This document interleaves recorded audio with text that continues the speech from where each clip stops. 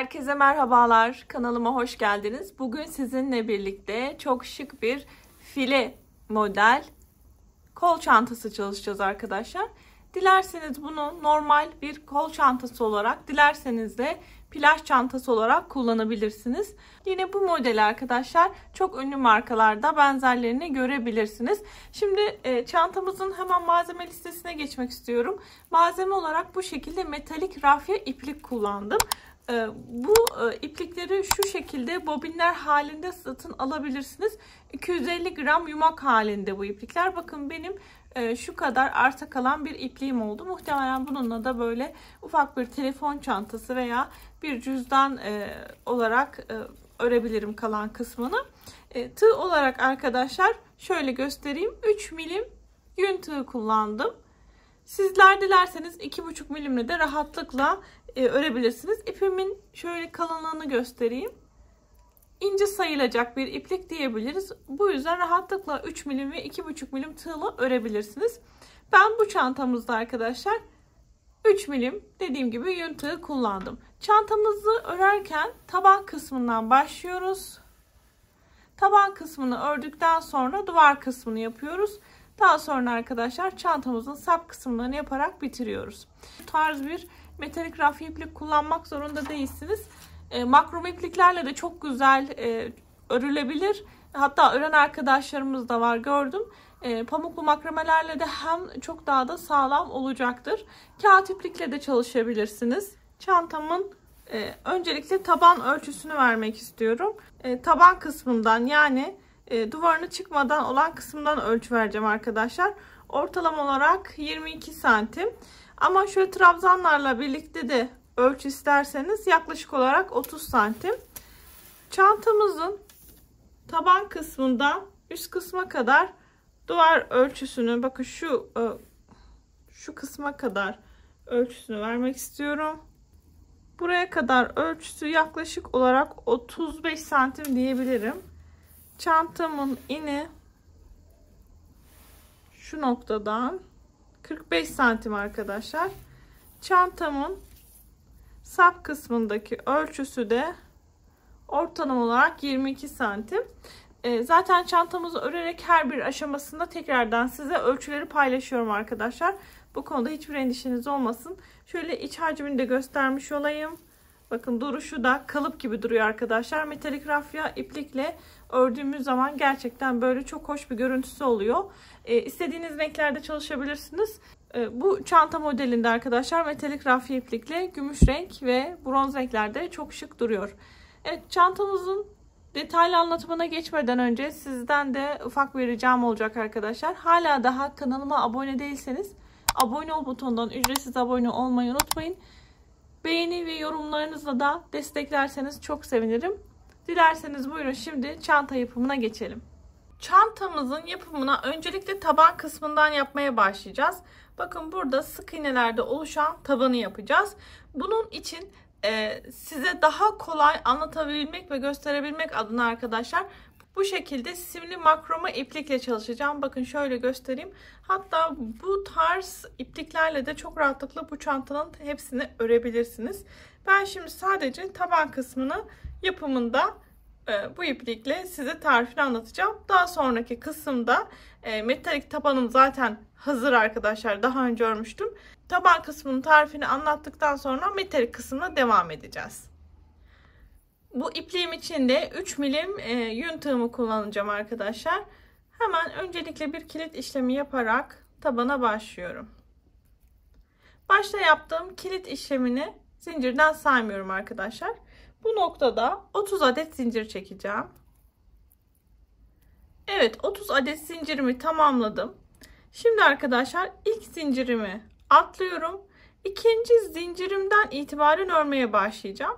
Yalnız ilk sırada dikkat arkadaşlar, zincirimizin şu kenarlarından değil de arka kısmında bulunan, zincirimizin arkasında bulunan şu çentikli ilmeği alarak öreceğiz. Bakın şu arka kısımlarında bulunan tek ilmekleri alarak öreceğiz. Ne yapıyoruz? İlk zincirime batmıyorum.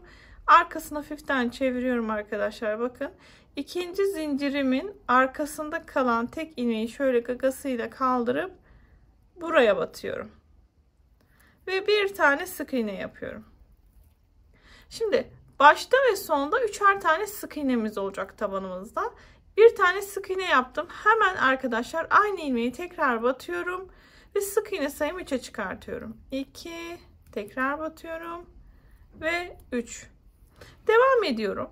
Bir sonraki gelen, bakın zincirimin arkasında zaten çok rahatlıkla belli oluyor arkadaşlar. Bakın sırası üzerine tek ilmekler kendini belli ediyor. Bir sonra gelen ilmeğe tekrar batıyorum. Arkadan ilmeğimi çıkartıyorum ve ikisini birlikte örüyorum. Yani sık iğne yapıyorum. Şimdi bu baştaki bir ilmeğe 3 sık iğne birden yaptığım yeri ayırabilmek için buraya bir tane ilmek belirleyici takıyorum. Siz farklı bir iplik vesaire de koyarak burayı belli edebilirsiniz arkadaşlar. Şimdi devam ediyorum. Her bir zincirimin arkasındaki olan bu ilmeğe bir tane sık iğne yapacağım. Her ilmek için bunu yapacağım arkadaşlar. Birer tane sık iğne yapıyorum. Bakın. Bu şekilde sıra sonunda bir tane zincir kalana kadar arkadaşlar her bir zincirime bir tane sık iğne yaparak örmeye devam ediyorum. Evet, son zincirime geldim arkadaşlar. Şimdi son zincirime batıyorum ve yine buraya da bir tane sık iğne yapıyorum. Yalnız bu aynı noktaya 3 sık iğne birden yapacağım. İlkini yaptım. 1. Şimdi devam ediyorum. 2 ve 3. Bakın bu köşeye de 3 sık iğne birden yaptım. Şimdi bu noktada da arkadaşlar 3 sık iğne yaptığım yerin belli olması adına hemen bakın başladığım noktaya ilmek belirleyicimi yerleştiriyorum ve devam ediyorum. Şimdi zincirimin karşı tarafına geçtim. Şimdi her bir sık iğnenin karşılığına gelen zincirin karşısına da arkadaşlar her bir ilmeğe bir tane sık iğne yapacağım. Buradaki ipliği de aradan yürüteceğim. Yalnız dikkat. Şimdi bu noktada da karşıda ilmek belirleyici takmıştık. Hemen bu noktaya da bir tane ilmek belirleyici takıyorum. Çünkü arttırma yaptığım yerlerin belli olması adına. Özellikle bir diğer çantada metalik rafya iplik kullandığımız çantada siz de rafya iplik, kağıt iplik veya metalik rafya iplik kullanıyorsanız kesinlikle arkadaşlar ilmek belirleyicilerle artırma yaptığınız yerleri belli edin. Çünkü taban kısmında karışabiliyor. Bakın 3 sık iğneyi ortasına aldım. Devam ediyorum. Şimdi bu noktada bakın şuralara batacağız arkadaşlar. Şöyle. Çünkü artık ilmeklerimizin ortasındaki ilmeklerin açılması söz konusu değil. Burada artık her bir ilmeğe bir tane sık iğne yapıyorum. Arkadan içeriden bu ipliğimi de yürütüyorum arkadaşlar. Bu şekilde sık iğne yaparak sıra sonuna kadar devam ediyoruz. Sıra sonuna doğru geldim. Bakın son sık iğnemi de yaptım. Şimdi sıra bitişine arkadaşlar spiral bir şekilde gideceğiz. Yani herhangi bir zincir çekerek veya ilmek kaydırma yaparak gitmeyeceğiz. O yüzden hemen direkt ilk sıranın ilk sık iğnenin tepesine batıyorum ve bir tane sık iğne yapıyorum buraya. Şimdi bu noktada arkadaşlar şuradaki 3 sık iğnemin de yerini belli etmek adına hemen buraya ilmek belirleyicimi yerleştiriyorum. Şimdi ikinci sırayı devam etmeden önce şöyle bir tabanımıza bakalım arkadaşlar. Oval taban çalışacağız.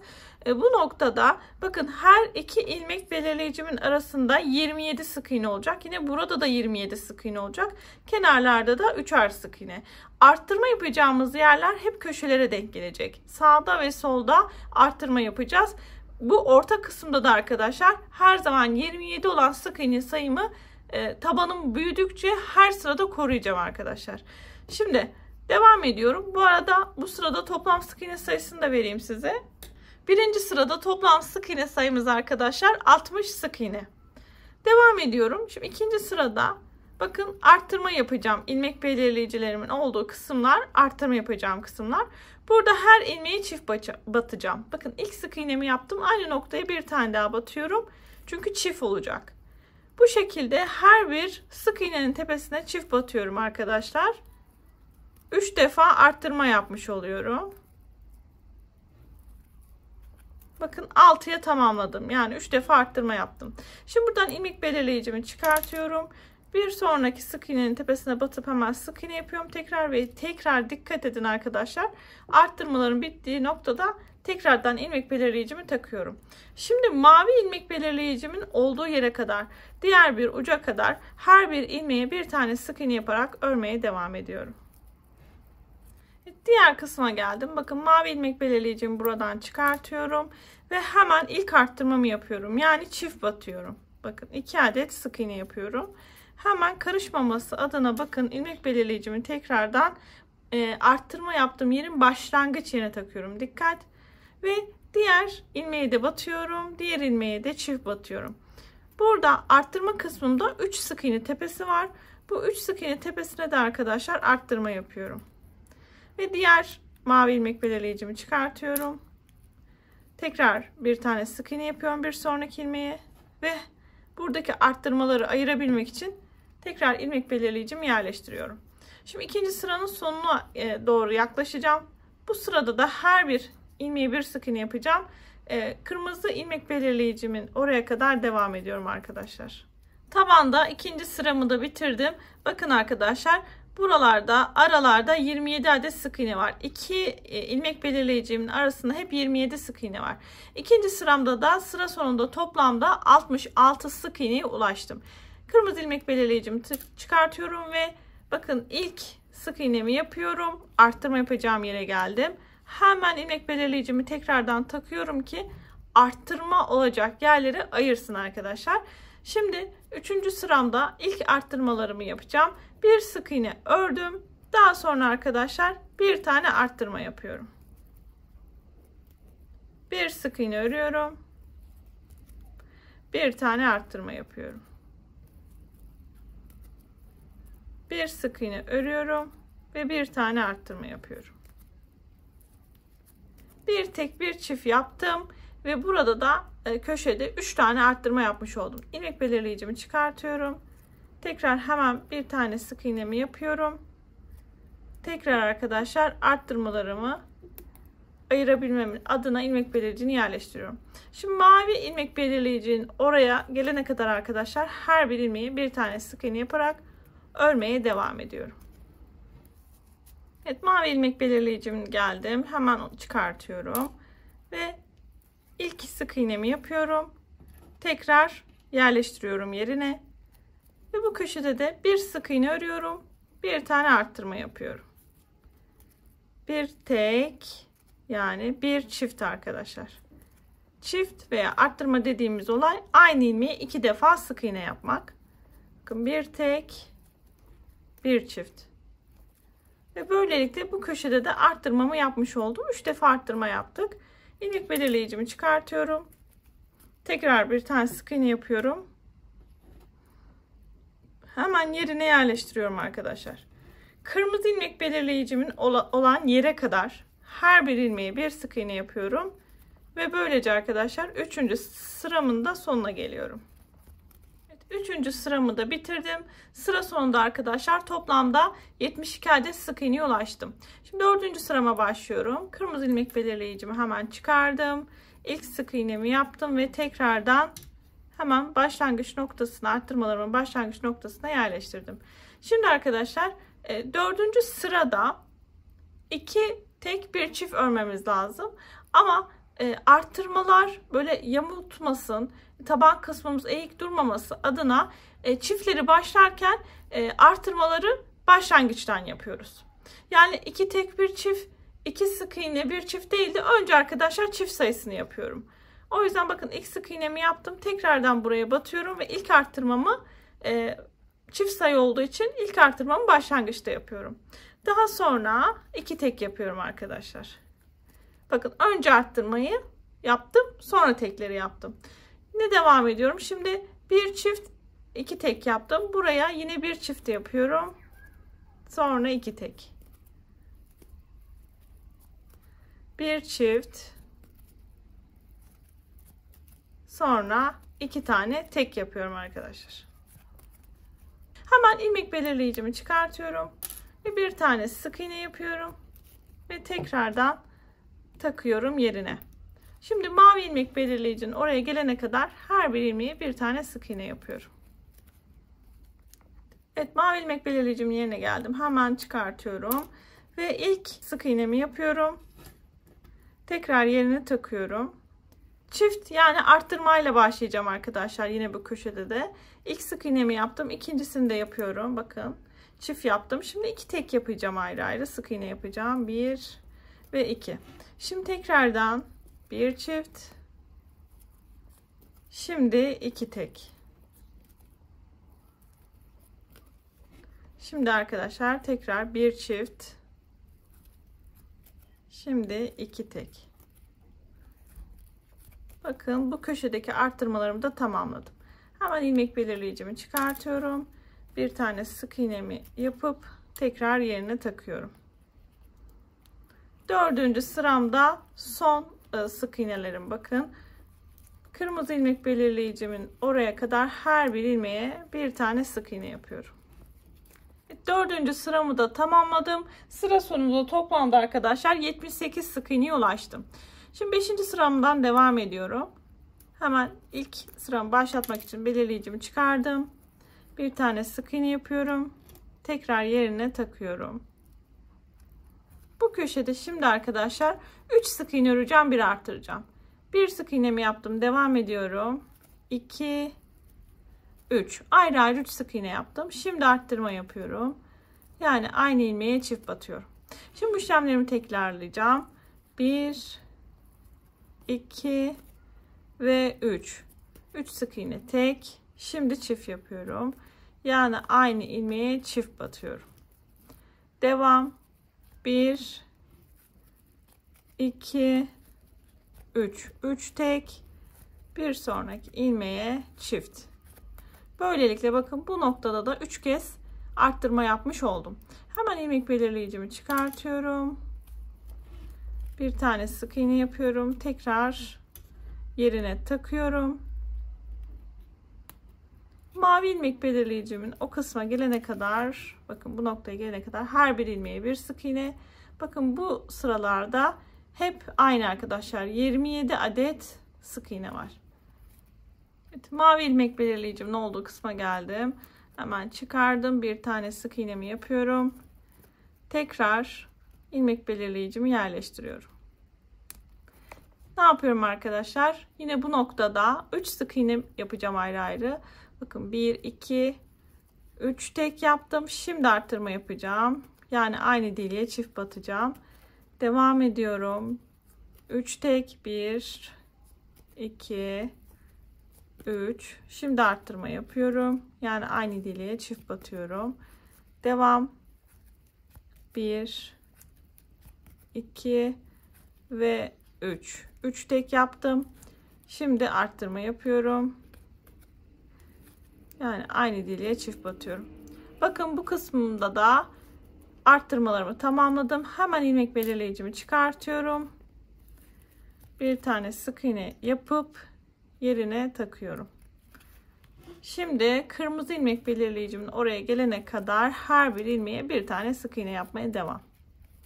Evet, kırmızı ilmek belirleyicimin oraya geldim. Hemen çıkartıyorum. Şimdi arkadaşlar bir tane sık iğne yapıp yeni bir sıraya başlıyorum.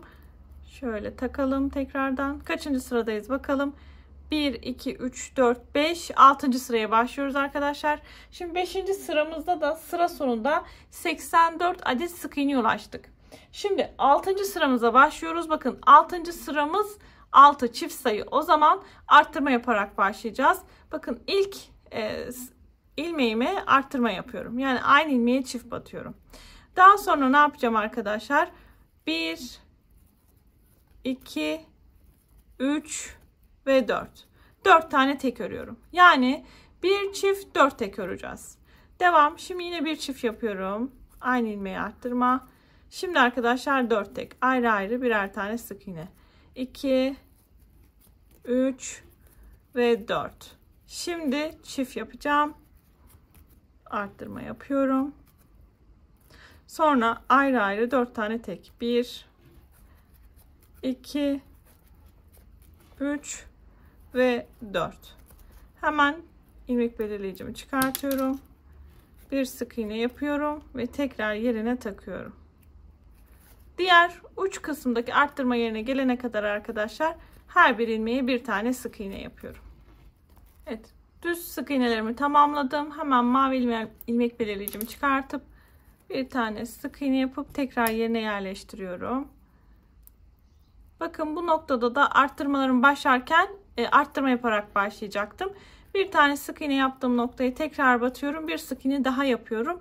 Ve böylece çift sayıyla başlamış oldum. Şimdi 4 tane tek yapıyorum. Ayrı ayrı birer tane sık iğne. 1, 2,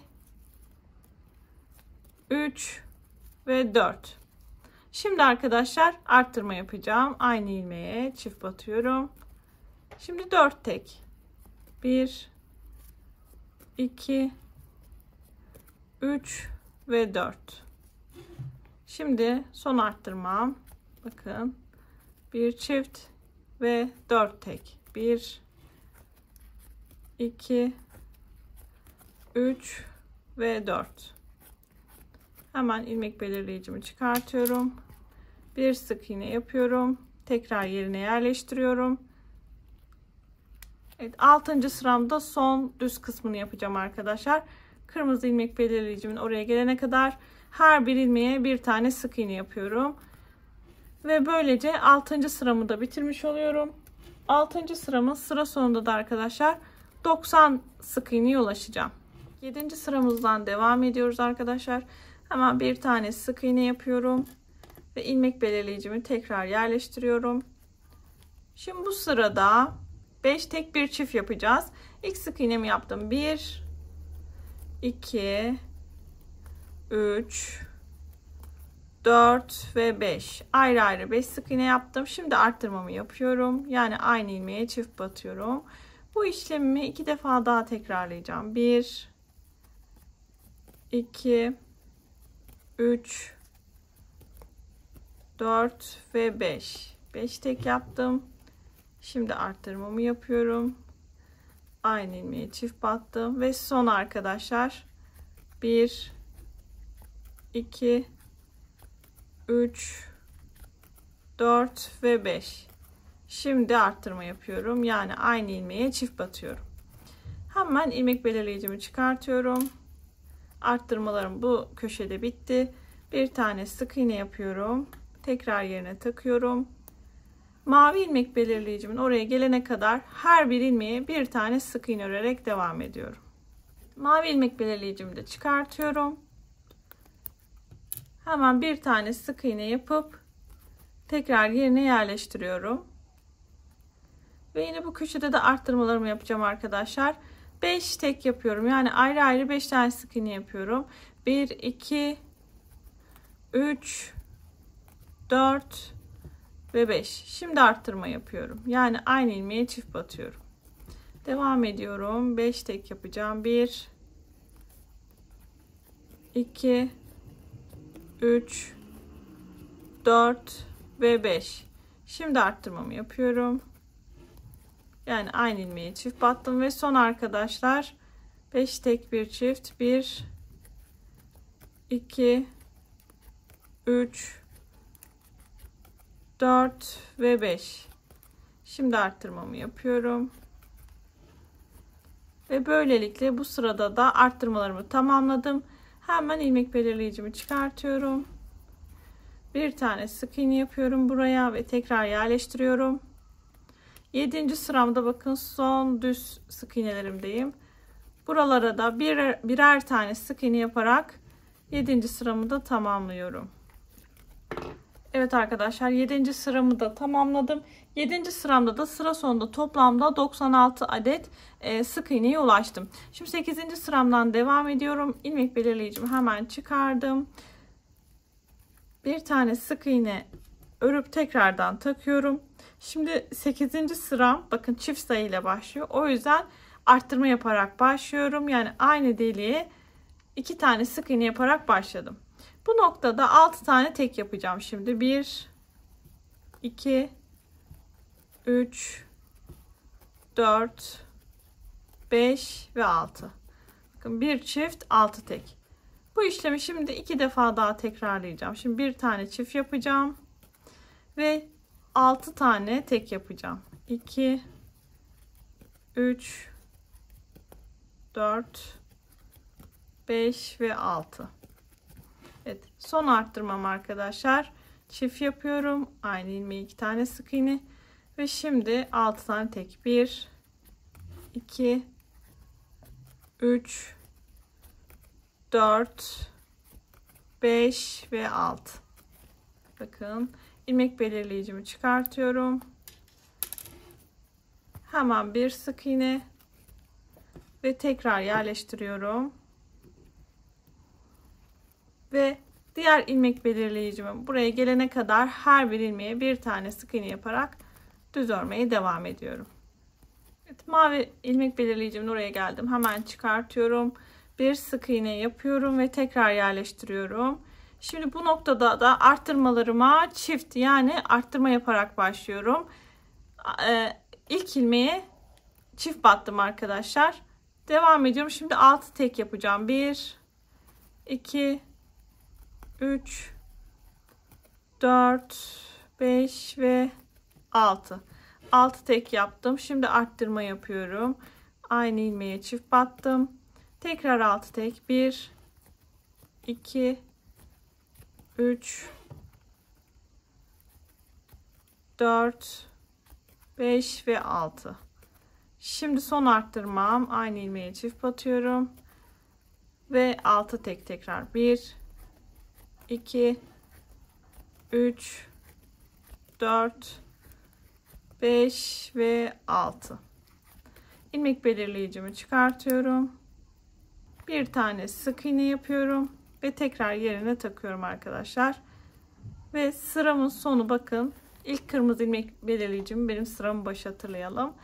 Sıranın sonuna kadar her bir ilmeğe bir tane sık iğne yapıyorum.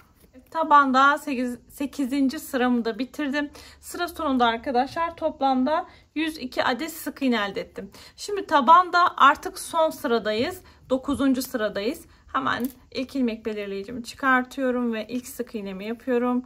Tekrardan arkadaşlar yerine takıyorum. Şimdi bu sırada 7 sık iğne öreceğim, bir arttıracağım. Yani 7 tek bir çift yapacağım arkadaşlar. Bu işlemleri her iki kenarda da 3 defa tekrarlamış olacağım. 1, 2, 3, 4, 5, 6 ve 7. Şimdi arttırma yapıyorum. Yani aynı ilmeğe çift batıyorum. Tekrardan 7 tek bir çift yapacağım. 2, 3, 4, 5, 6 ve 7. Şimdi arttırma yapıyorum arkadaşlar. Aynı ilmeğe çift batıyorum. Ve devam. Yine 7 tek bir çift. 1, 2, 3, 4, 5, 6 ve 7. Şimdi arttırma yapıyorum. Yani aynı ilmeğe çift batıyorum. Evet, ilmek belirleyicimi çıkartıyorum. Ve bir sık iğne ve hemen yerine takıyorum arkadaşlar. Bir sonraki köşeye gelene kadar her bir ilmeğe bir sık iğne örüyorum. Arttırma yapacağım köşeye geldim. Hemen ilk sık iğnemi yapıyorum ve tekrar ilmek belirleyicimi takıyorum. Şimdi bu köşede de arkadaşlar 7 tek bir çift yapmaya devam ediyorum. 3 defa tekrarlayacağım. 3, 4, 5, 6, 7. Ayrı ayrı 7 defa tek yaptım. Şimdi aynı ilmeği çift batıyorum arkadaşlar. Arttırmamı yaptım. Devam. Yine 7 tek bir çift. 3, 4, 5, 6 ve 7. Şimdi arttırmamı yapıyorum. Aynı ilmeği çift battım ve devam. 1, 2, 3, 4, 5, 6 ve 7. Şimdi arttırma yapıyorum. Aynı deliğe çift batıyorum. Ve bu köşede de arttırmalarımı tamamladım. Şimdi hemen ilmek belirleyicimi çıkardım. Tekrar buraya bir sık iğne yapıp tekrar yerine koydum arkadaşlar. Şimdi 9. sıramda da son bölümdeyim. Bakın, her bir ilmeğe bir tane sık iğne yaparak sıramı tamamlıyorum. Evet, sıramı tamamladım arkadaşlar. 9. sıram da bitti. Oval tabanım oluşmuş oldu. Elinizdeki metalik rafya iplikle veya normal rafya iplikle veya kağıt iplikle veya benim gibi arkadaşlar bu tarz makrome iplikle tabanlarınızı oluşturabilirsiniz. Ben daha kolay anlatabilmek adına elimdeki bu makrome ipliği tercih ettim arkadaşlar. Bununla da bu iplikle de çantanın bundan sonra kalan kısmını, duvar kısmını örerek devam edebilirsiniz. 9. sırada da sıra sonunda arkadaşlar 108 adet sık iğne elde ettim. Benim için bu büyüklük yeterli oldu arkadaşlar. Şimdi biraz sonra rafya iplikle de taban ölçümü sizler için vereceğim, paylaşacağım. Eğer sizler bu ölçü benim için yeterli değil diyorsanız arttırmalarınızı devam edebilirsiniz. Ben 9. sırada bitirdim. Bakın 7 sık iğne ördüm, 1 arttırdım, bitirdim. Siz devam etmek istiyorsanız işte 8 sık iğne ör, 1 arttır, 9 sık iğne ör, 1 arttır vesaire yaparak tabanınızı büyütebilirsiniz. Benim şu andaki taban ölçüm benim için çok ideal oldu. Bakın her bir köşede 27 adet sık iğnem var şu anda. Hem buralarda hem de şu arttırma kenarlarında arkadaşlar 27 adet sık iğnem, toplamda da 108 adet sık iğnem oluştu. Şimdi dilerseniz çantamızın orijinal kısmında çalıştığımız metalik rafya ipliğimle ördüğüm tabanımla çantamızın duvar kısmını örmeye devam edelim. Taban kısmının metalik rafya iplikle ölçüsü kaç santim oluyor? Enini ve boyunu birlikte gelin bakalım. Bakın metalik ipliğimle ölçtüğüm zaman eni yaklaşık olarak 9 santim. Taban boyumuz da 22 santim oluyor. Şimdi ördüğümüz bu metalik taban kısmını buharlı ütüyle ütüleyeceğiz ama çok dikkatli olmamız gerekiyor arkadaşlar. Kağıt ipliği ütüler gibi ütülemiyoruz. Üzerine bir tülbent koyalım. Daha sonra böyle bir iki sefer ütü yapmanız yeterli oluyor. Şimdi bu noktada bu kenarımızda 27 adet sık iğnemiz var. Diğer kenarımızda da 27 sık iğnemiz var. Ve bakın arkadaşlar kenarlarda da aralarda kalan kısımda da 27 sık iğnemiz var. Çok güzel bir ölçü olmuş oldu. İdeal bir ölçü olmuş oldu. Eğer bu boyut taban sizin için küçük geliyorsa arkadaşlar 8, 9, 10 arttırmalarınızı devam ettirerek ilerleyebilirsiniz. Ama benim için bu ölçüler yeterli arkadaşlar. Toplamda 108 sık iğne elde etmiş olduk. Şimdi tabanımızın duvar kısmını örmeye başlayacağız. Dikkat! Şimdi burada birlikte metalik iplikle öreceğiz arkadaşlar. İlmek belirleyicini buradan çıkartıyorum. Tabanın birleşimini ne yapıyorduk arkadaşlar? Bakın bir sonraki ilmeğe batıyorum. Arkadan ilmeğimi çıkartıyorum. İlmek kaydırma yaparak bu şekilde tabanı tamamıyla bitirmiş olduk. Şimdi zincir çekiyorum. 1, 2, 3 ve 4. 4 adet zincir çektim. Tığımın üzerine bir tane ilmek aldım. Ve bir sonra gelen bakın ilmek kaydırma yaptık. Zincir çektik. Daha sonra bir sonraki gelen ilmeğe sık iğnenin tepesine battım. Arkadan ilmeğimi çıkardım. Tığımda 3 ilmek varken ilk ikisini bir diğer ikisini birlikte örerek duvara başladım arkadaşlar. Bu noktada bir tane zincir çekiyorum. Tığımın üzerine tekrardan bir ilmek alıyorum ve hemen yanındaki ilmeğe bakın. Hemen yanındaki ilmeğe batıyorum. İlmeğimi çıkardım. Tığımda yine 3 ilmek varken ilk ikisini bir diğer ikisini birlikte örerek çıktım. Devam ediyorum arkadaşlar. Bir zincir çekiyorum. Tığımın üzerine bir ilmek alıyorum. Hemen yine yanındaki ilmeğe batarak ikili trabzanlarımı devam ediyorum. Evet bakın bu şekilde kafesler oluşmaya başladı. Bir zincir çekiyorum. Tekrar tığımın üzerine alıyorum. Hemen yanındaki ilmeğe tekrar batıp bir tane ikili trabzan yapıyorum. Bir zincir çekiyorum. Tığımın üzerine alıyorum. Altta herhangi bir ilmek atlamadan arkadaşlar hemen yanındaki ilmek boşluğuna batıp ikili trabzan yapıyorum. Yani 2 defa da çıkıyorum. Bu şekilde tam tur arkadaşlar tabanın çevresini dolanacağız. Sıra bitimine kadar bakın zaten sıramızı hatırlayalım. Burada 4 tane zincir çekerek başladığımız kısım. Aralarda bir tane zincir çekiyorum. Tığımın üzerine bir ilmek alıp hemen yanındaki ilmeğe batıp ikili trabzan yapıyorum. Evet arkadaşlar, bakın ilk sıramı tamamladım. Şimdi son ikili trabzanımı bu sırada yaptım. Bu noktada bir tane zincir çekiyorum ve başta 4 tane zincir çektiğimiz kısım var, hatırlayalım arkadaşlar. Bu zincirimizin 3. zincirin tepe noktasına batıyorum. Arkadan bir tane ilmek çıkartıp bu ilmeğimin arasından ilmek kaydırma yaparak çıkıyorum arkadaşlar. Şimdi duvar kısmımızın ikinci sırasından devam ediyoruz. 1 2 3 ve 4 tane zincir çekiyorum arkadaşlar. Tığımın üzerine bir tane ilmek alıyorum ve alttaki, bakın, hemen gelen ikili trabzanın tepesine batıyorum. Arkadan yine bir ilmek çıkartıp tığımda 3 ilmek varken ilk ikisini diğer ikisini birlikte çıkartarak ikili trabzan yapıyorum. Bir tane zincir çekiyorum. Tekrar tığımın üzerine alıyorum ve bakın alttaki ikili trabzanın tepesine batarak yine ikili trabzan yapıyorum.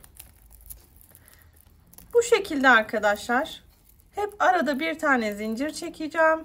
Tığımın üzerine alıp alttaki ikili trabzanın tepesine batarak yine ikili trabzan yapacağım.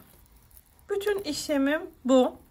Bakın tekrar aldım tığımın üzerine bir ilmek, alttaki ikili trabzanın tepesine batıp yine buraya ikili trabzan yapıyorum. Toplamda arkadaşlar alt sırada 108 adet ikili trabzan elde ettik. Aralarda bir zincir var. İkinci sıramızda da arkadaşlar yine bu şekilde devam ediyorum. Arada bir zincir, trabzanların tepelerine batarak ikili trabzanlarımı öreceğim. Sıranın sonuna doğru geldiğimde arkadaşlar bakın son burada ikili trabzana batıyorum. Yine bir tane zincir çekiyorum. Başlangıçtaki zincirimin 3. ilmeğine batıp ilmek kaydırma yapıyorum. Ve daha sonra arkadaşlar 4 zincir çekerek bir üst sıraya geçiyorum. Her bir sırada 108 adet bu şekilde arkadaşlar ikili trabzanlarımız olacak. Yaparak bu şekilde örerek çantamızı devam ediyoruz arkadaşlar. İstediğimiz uzunluğa gelene kadar örelim.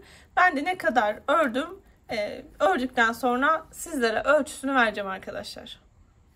Evet arkadaşlar, bakın kafeslerimi ben büyüttüm. Sıralarımı neredeyse tamamladım. Son şuradaki kısmım kaldı. Burayı da şimdi tamamlayacağım. Şimdi bu noktada da size birkaç bilgi vermek istiyorum. Şimdi çantamızın kafeslerimizi çıkarken arkadaşlar şu kısımlarda ciddi anlamda böyle bir marullanma, bir bollaşma oluyor. Ve burayı örerken diyorsunuz ki acaba hatalı veya yanlış bir şey mi yaptım? Bu konuda içiniz rahat olsun. Yani şu tabana çıktıktan sonra bakın şöyle göstereyim. İkili trabzanlar yaparken arada bir tane zincir atlayıp bir sonraki hemen bakın taban kısmında bir sonraki ilmeğe batarak kafeslerimizi yapmaya başladık.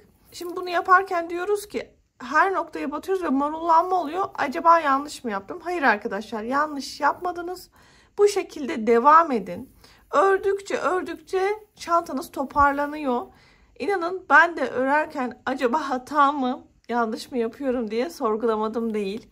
Yalnız biraz daha ördükten sonra bakın şöyle şu kısmı ördükten sonra bir ütü yardımıyla buharlı ütü yaptım arkadaşlar. Araya tülbent koyarak.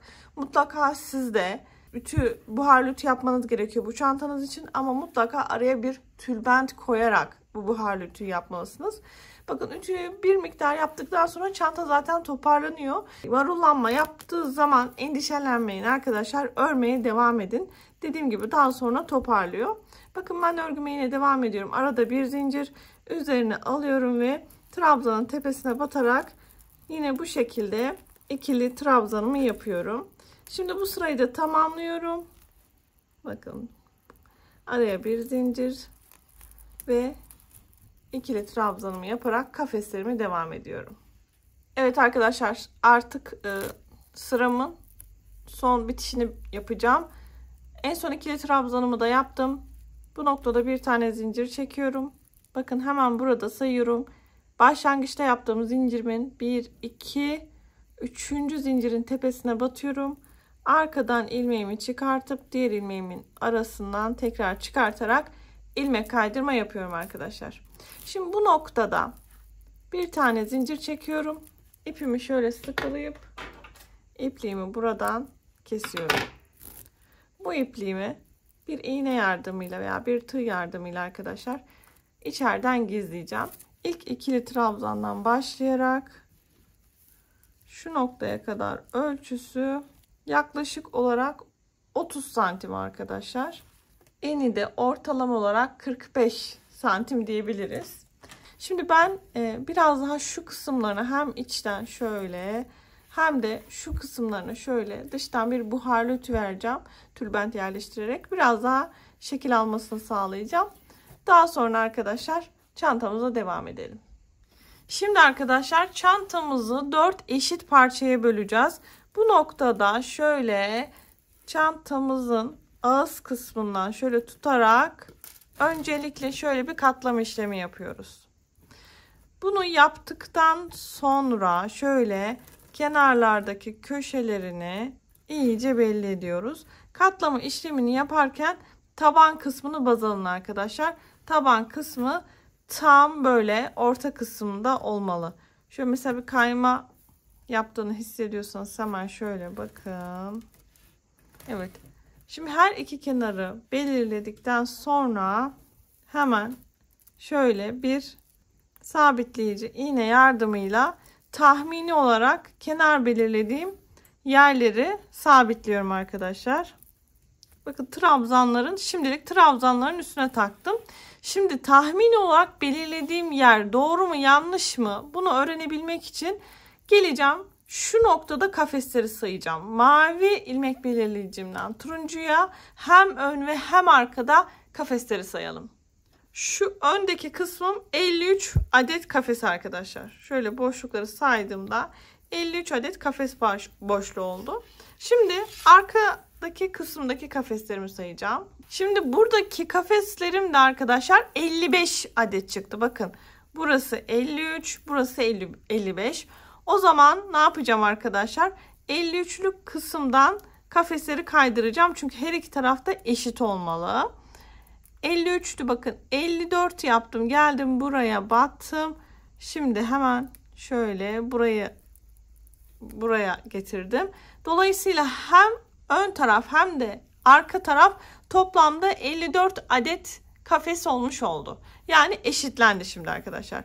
Siz de bu şekilde tam böyle kenarlardaki orta noktaları bulmak istiyorsanız benim yaptığım yöntemi uygulayın. Önce bakın şöyle tutturun her iki taraftan ama daha sonra mutlaka sayarak sağlamasını yapın. Önde ve arkada 54 adet kafesimiz oldu. Zaten toplamda da arkadaşlar 108 adet kafesimiz vardı. Şimdi bir de bu kafeslerin tam orta noktasını bulacağız. 54 adet kafes vardı. 54'ü 2'ye böldüğümüz arkadaşlar 27 kafes. Şimdi bu noktada sayıyoruz kafeslerimizi. 1, 2, 3, 4, 5, 6, 7, 8, 9, 26, 27. 27 kafes saydım. Hemen bakın 27 kafesimizden sonra gelen ikili trabzanın tepesine ilmek belirleyicimi takıyorum. Şimdi bu noktayı da sayalım. Buranın da 27 kafes olması gerekiyor. Hem burada hem de diğer tarafta 27 kafes. Şimdi aynı şekilde arkadaşlar çeviriyorum. Burada da tam orta noktayı bulmam lazım. Hemen sayalım. 1, 2, 3, 4, 5, 6, 7, 8, 9, 24, 25, 26, 27. Bakın hemen bu noktaya da ilmek belirleyicimi takıyorum. Ve böylelikle bakın arkadaşlar çantamı 4 eş parçaya bölmüş oldum. Her bir şuradaki parçada 27 adet kafesimiz var. Yalnız burada benim ihtiyacım olan ön ve arkadaki bu kırmızı ilmek belirleyicimi taktım. Çantamızın tam ortası arkadaşlar. Çünkü çantamızın kulplarını yaparken böyle yanlarındaki kısımlarını yaparken ön ve arkadaki orta noktalara ihtiyacım olacaktı. Dolayısıyla bu iki ilmek belirleyicimin takmamın amacı bu orta noktaları bulmaktı arkadaşlar. Şimdi hemen çantamızın yan kısımlarını örmeye başlayacağız. İpliğimi tekrardan şöyle parmağıma sarıyorum. Ve bir tane kilit işlemimi yapıyorum. Bakın şöyle bir tane zincir çekerek kilit işlemimi yaptım. Şimdi çantamın her iki kırmızıdan biri olabilir. Yani orta noktalardan herhangi birini şöyle karşıma alıyorum. Ve bakın tam ikili trabzanın tepesinde zaten yerim. Sayıyorum. 1, 2, 3 ve 4. 4 tane kafes boşluğu saydım. Ve bunun tam bakın 4. kafes boşluğumda gelen ikili trabzanın tepesine battım. Ve buradan arkadan bir ilmek alıp bu kilit yaptığım ilmeğin arasından geçirdim. Ve şöyle sıkıladım. Bu noktada 1, 2 zincir çektim. Ve tığımın üzerine bir tane ilmek aldım.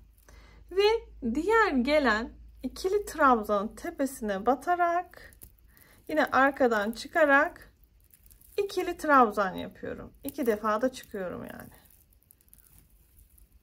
Bakın 2 zincir çektim ve ikili trabzan yaptım. Bir tane zincir çekiyorum arada. Tekrar üzerine alıyorum. Ve bir sonraki gelen yine bakın kafes boşluğuna bir sonraki gelen ikili trabzanın tepesine batıp yine ikili trabzan yapıyorum. Yine bir zincir çekiyorum. Tığımın üzerine alıyorum. Ve yine bakın arkadaşlar bir kafes boşluğu bırakıp hemen ilk gelen ikili trabzanın tepesine batıp yine ikili trabzan yapıyorum. Şimdi buradaki turuncu ilmek belirleyicim, kenarlarda taktığım ilmek belirleyicilerle artık bir işim kalmadı arkadaşlar. Benim için önemli olan orta noktalardı. Şimdi bu şekilde arada bir zincir ve altta ikili trabzanın tepesine batıp yine ikili trabzan yapıyoruz. Şu noktada bakın şöyle çeviriyorum. Arka kısımdaki orta noktamda 1, 2, 3, 4. 4 boşluk kalacak şekilde şu noktaya kadar arada bir zincir ve yine kafeslerimi yaparak arkadaşlar ikili trabzanlarımı yapmaya devam ediyorum. Evet, bakın ilmek belirleyicimin olduğu diğer orta noktasına kadar geldim. 1, 2, 3, 4 kafes ve şu an 5. Buraya da arkadaşlar şöyle yapıyorum. 1, 2 tane zincir çekiyorum ve ikili trabzanın tepesine batıyorum. Arkadan ilmeğimi çıkartıp ilmek kaydırma yapıyorum arkadaşlar. Bakın bu şekilde. Şimdi baştaki 2 zincirlik kısımdaki kafesler de olmak üzere gelin sayalım bakalım kaç kafesimiz oldu. 1, 2, 3, 4, 5, 6, 7. Evet, 45, 46. Toplamda arkadaşlar bakın şu noktada 46 tane kafes elde ettim. Şimdi bu noktada tekrardan devam ediyorum.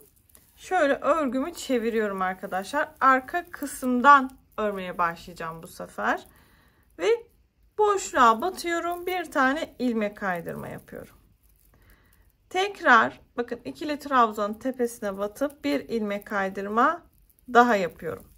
Kenardaki köşelerde ilmek kaydırma yapıyoruz ki üst kısma geçelim. Çünkü bu noktalarda şöyle eğik bir şekilde çantamızın sap kısmı eğik bir şekilde yukarı doğru ilerleyecek arkadaşlar. Bakın 2 tane ilmek kaydırma yaparak ne yaptım? İkili trabzanımın üst kısmına geçtim. Burada 1, 2 zincir çekiyorum. Tığımın üzerine bir tane ilmek alıyorum ve ikili trabzanımın tepesine batıp bir ikili trabzan yapıyorum. Bu köşelerde arkadaşlar bakın tam kare kafes değil de üçgen kafes oluşuyor. Şöyle bakalım.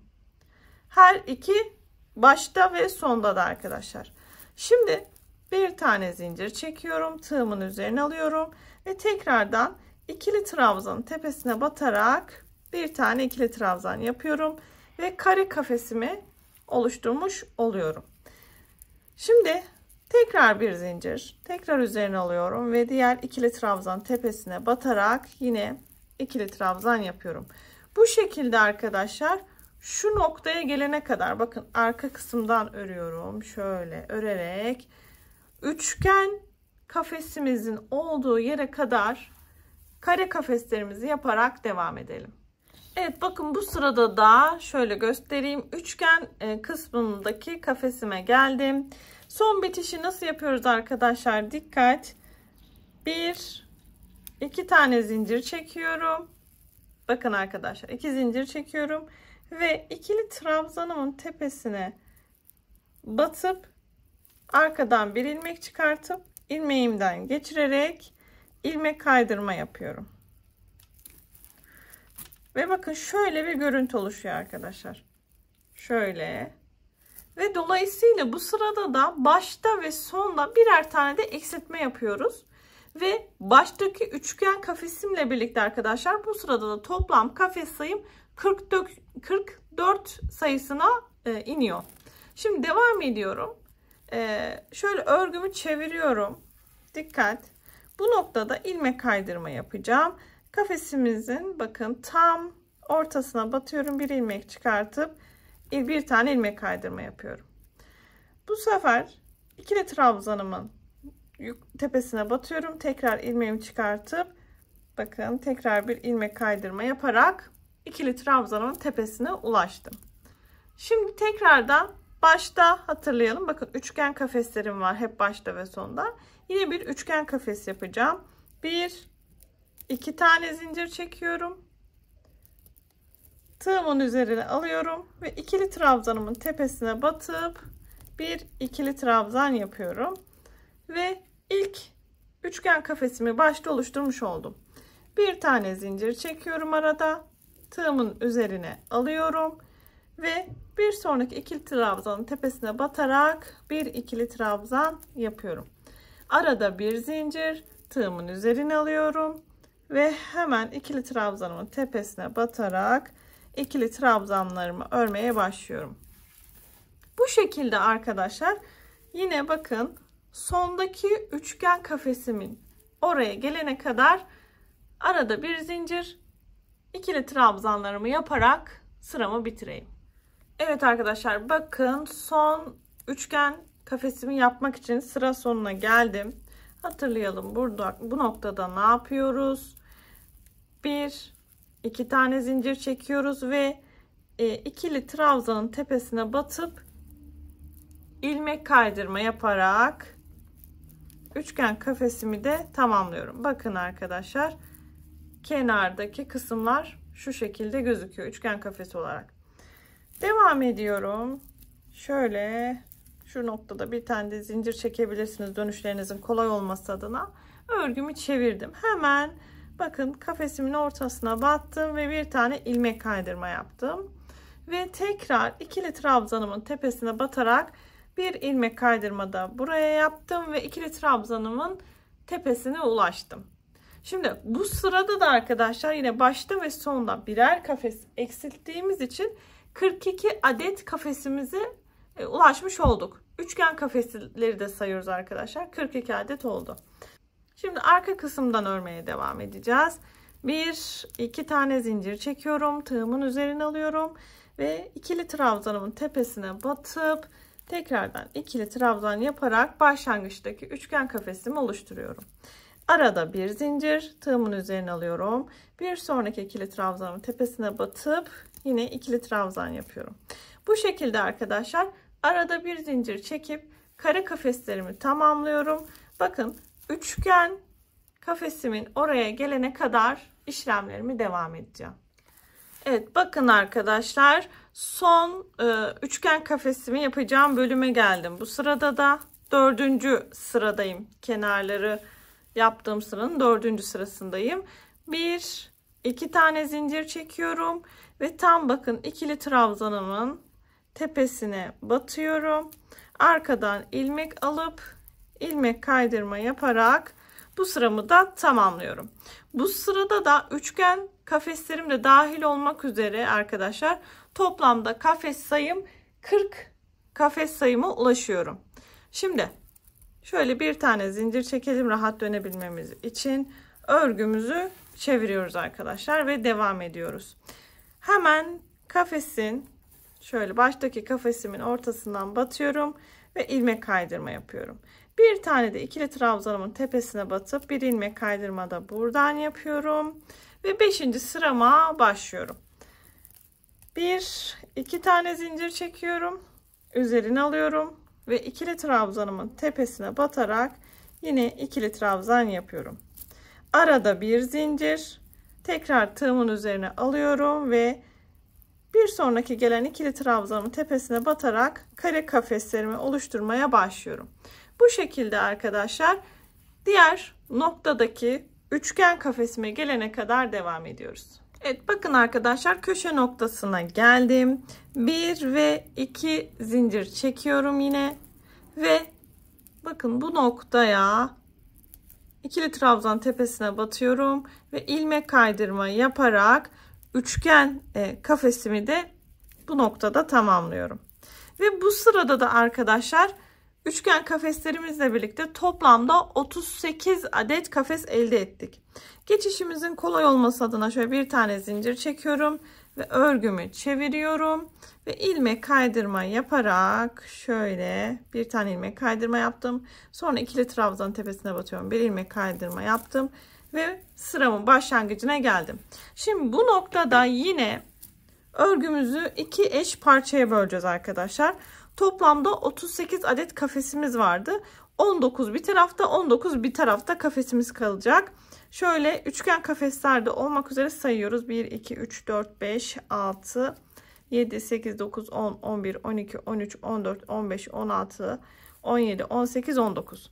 Bakın tam 19.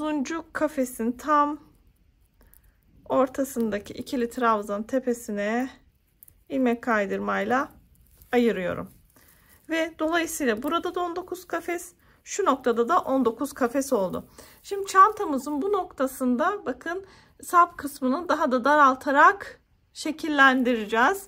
Şimdi burada dikkat arkadaşlar, bakın ben 1, 2, 3, 4, 5 sıra bu şekilde kenarlarda, bakın tam çantamın orta noktasındaki kenar kısımlarında eksiltme yaparak ilerledim ve üçgen kafesler oluşturdum. Şimdi çantamızın bundan sonraki kısımda tam orta noktasında 5 sıra eğik gittikten, yani eksiltme oluşturduktan sonra düz bir şekilde gideceğim artık arkadaşlar. Dolayısıyla şöyle hemen örgümü çeviriyorum. Size göstermek için şöyle ön kısmından gösterdim. Bakın burası eğik kısmı. Eksiltme yaptım 5 sıra. Şimdi çantamızın bu kısmında düz bir şekilde ilerleyeceğim. Hemen bu noktada 4 adet zincir çekiyorum. 1, 2, 3 ve 4. Tığımın üzerine bir ilmek alıyorum ve ilk gelen ikili trabzanın tepesine batarak yine ikili trabzan yapıyorum. Ve bakın bu noktada arkadaşlar ilk kare kafesimi elde ettim. Bakın dikkat, buralar eğikti, eksiltme yaparak gidiyordum. Başta üçgen kafeslerim vardı ama artık bundan sonra kare kafes olarak devam edeceğim. Arada bir zincir, tığımın üzerine alıyorum ve bir sonraki ikili trabzanın tepesine batarak yine ikili trabzan yapıyorum ve kare kafeslerime devam ediyorum arkadaşlar. 14 adet kare kafesimi yaptım. Şimdi arkadaşlar sonuncu 15. kafesimi üçgen kafes yapacağım. Dolayısıyla 2 tane zincir çekiyorum ve ikili trabzanımın tepesine batıp arkadan ilmeğimi çıkartıp ilmek kaydırma yaparak bakın üçgen kafesimi oluşturuyorum. İlmek belirleyicimin olduğu kısımdan itibaren sayıyorum. 1, 2, 3. Bakın 3 kafes boş kalıyor arkadaşlar. Şimdi bu noktada aklınızda daha iyi kalması adına şöyle çantamı tutuyorum arkadaşlar. Bakın çantamın ağız kısmı ve ön kısmı, burası orta kısmı, burası da çantamın yan kısımları.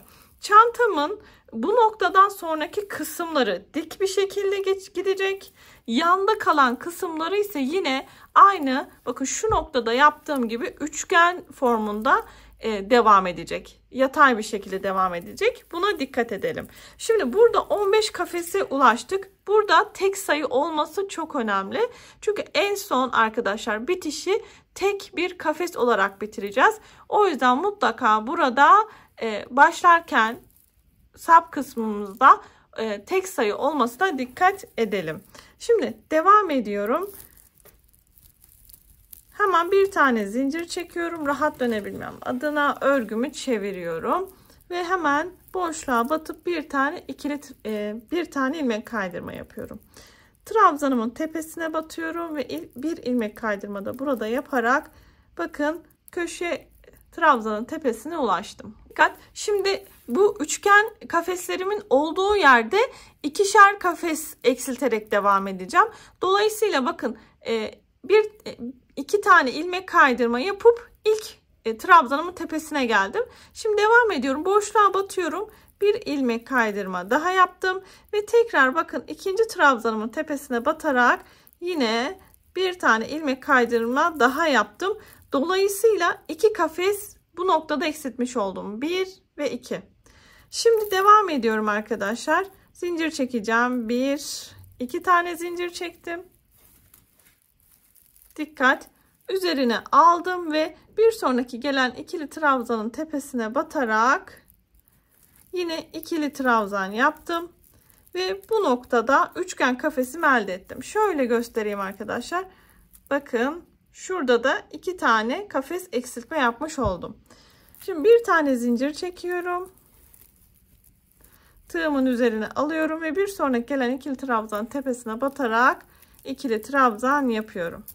Ve kare kafesimi oluşturdum. Bir zincir üzerine aldım. Bir sonraki ikili trabzan tepesine batarak yine ikili trabzan yaptım. Bu şekilde sıra sonuna kadar devam ediyoruz. Evet, bakın arkadaşlar sıranın sonuna doğru geldim. Şimdi bu kenarda hatırlayalım, dik bir şekilde gideceğimiz için kare kafesimize ihtiyaç var. Bir tane zincir çekiyorum. Tığımın üzerine alıyorum ve bu noktada 1, 2, 3. zincirimin tepesine batıyorum ve ikili trabzan yapıyorum yine. Böylelikle kare kafesimi yine oluşturmuş oldum. Şimdi 1, 2, 3, 4 tane zincir çekiyorum. Bu noktada örgümü çeviriyorum. Çantamın arka kısmından örmeye devam edeceğim. Evet, 4 tane zincir çektim. Tığımın üzerine alıyorum ve ikili trabzanımın tepesine batarak yine ikili trabzan yapıyorum ve bu başta da kare kafesimi bakın oluşturarak başlamış oldum. Bir tane zincir çekiyorum. Tığımın üzerine alıyorum ve bir sonraki ikili trabzan tepesine batarak yine ikili trabzan yaparak kare kafesimi oluşturuyorum. Şimdi bir önceki sırada da 13 tane kafes elde ettik arkadaşlar. Onu da söylemeyi unutmayalım. Başlangıçta 15 kafeste başladık. İkinci sırada 13'e düşürdük. Şimdi bu noktada 11'e düşüreceğiz. Şuradaki üçgen kafesimizin oraya gelene kadar kare kafesleri örmeye devam ediyoruz arkadaşlar. Şimdi arkadaşlar 10 tane kafesimi tamamladım. Şimdi 11. kafesimi gelin bakalım nasıl yapacağız. Bakın bu noktada 1, 2, 3 kafes kaldı. Üçgenle birlikte. Şimdi en son arkadaşlar bakın. Şöyle ikili trabzanımı yaptım. 2 tane zincir çekiyorum. Ve ikinci trabzanımın tepesine batıp şöyle ilmek kaydırma yaparak üçgen kafesimi son kısımda tamamlıyorum. Dolayısıyla sonda bir kare ve son bir tane de üçgen kafesime bu noktada batmıyorum. Ve bakın böylece 2 tane yanda eksiltmiş oldum. Bu noktada bir tane zincir çekiyorum. Örgümü çeviriyorum arkadaşlar. Tam orta noktasına batıp bir ilmek kaydırma yapıyorum. Daha sonra trabzanımın tepesine batıyorum. Buraya da bir tane ilmek kaydırma yapıyorum. Bir tane boşta ilmek kaydırma yaptım. Bir tane ikili trabzan tepesine devam ediyorum.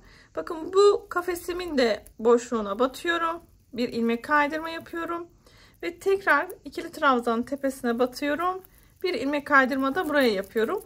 Böylelikle bakın başta 2 tane kafesi atlamış oluyorum. Kısmi olarak eksiltme yapıyoruz arkadaşlar bu noktada. Şimdi devam ediyorum. 2 tane zincir çekiyorum. Tığımın üzerine bir tane ilmek alıyorum.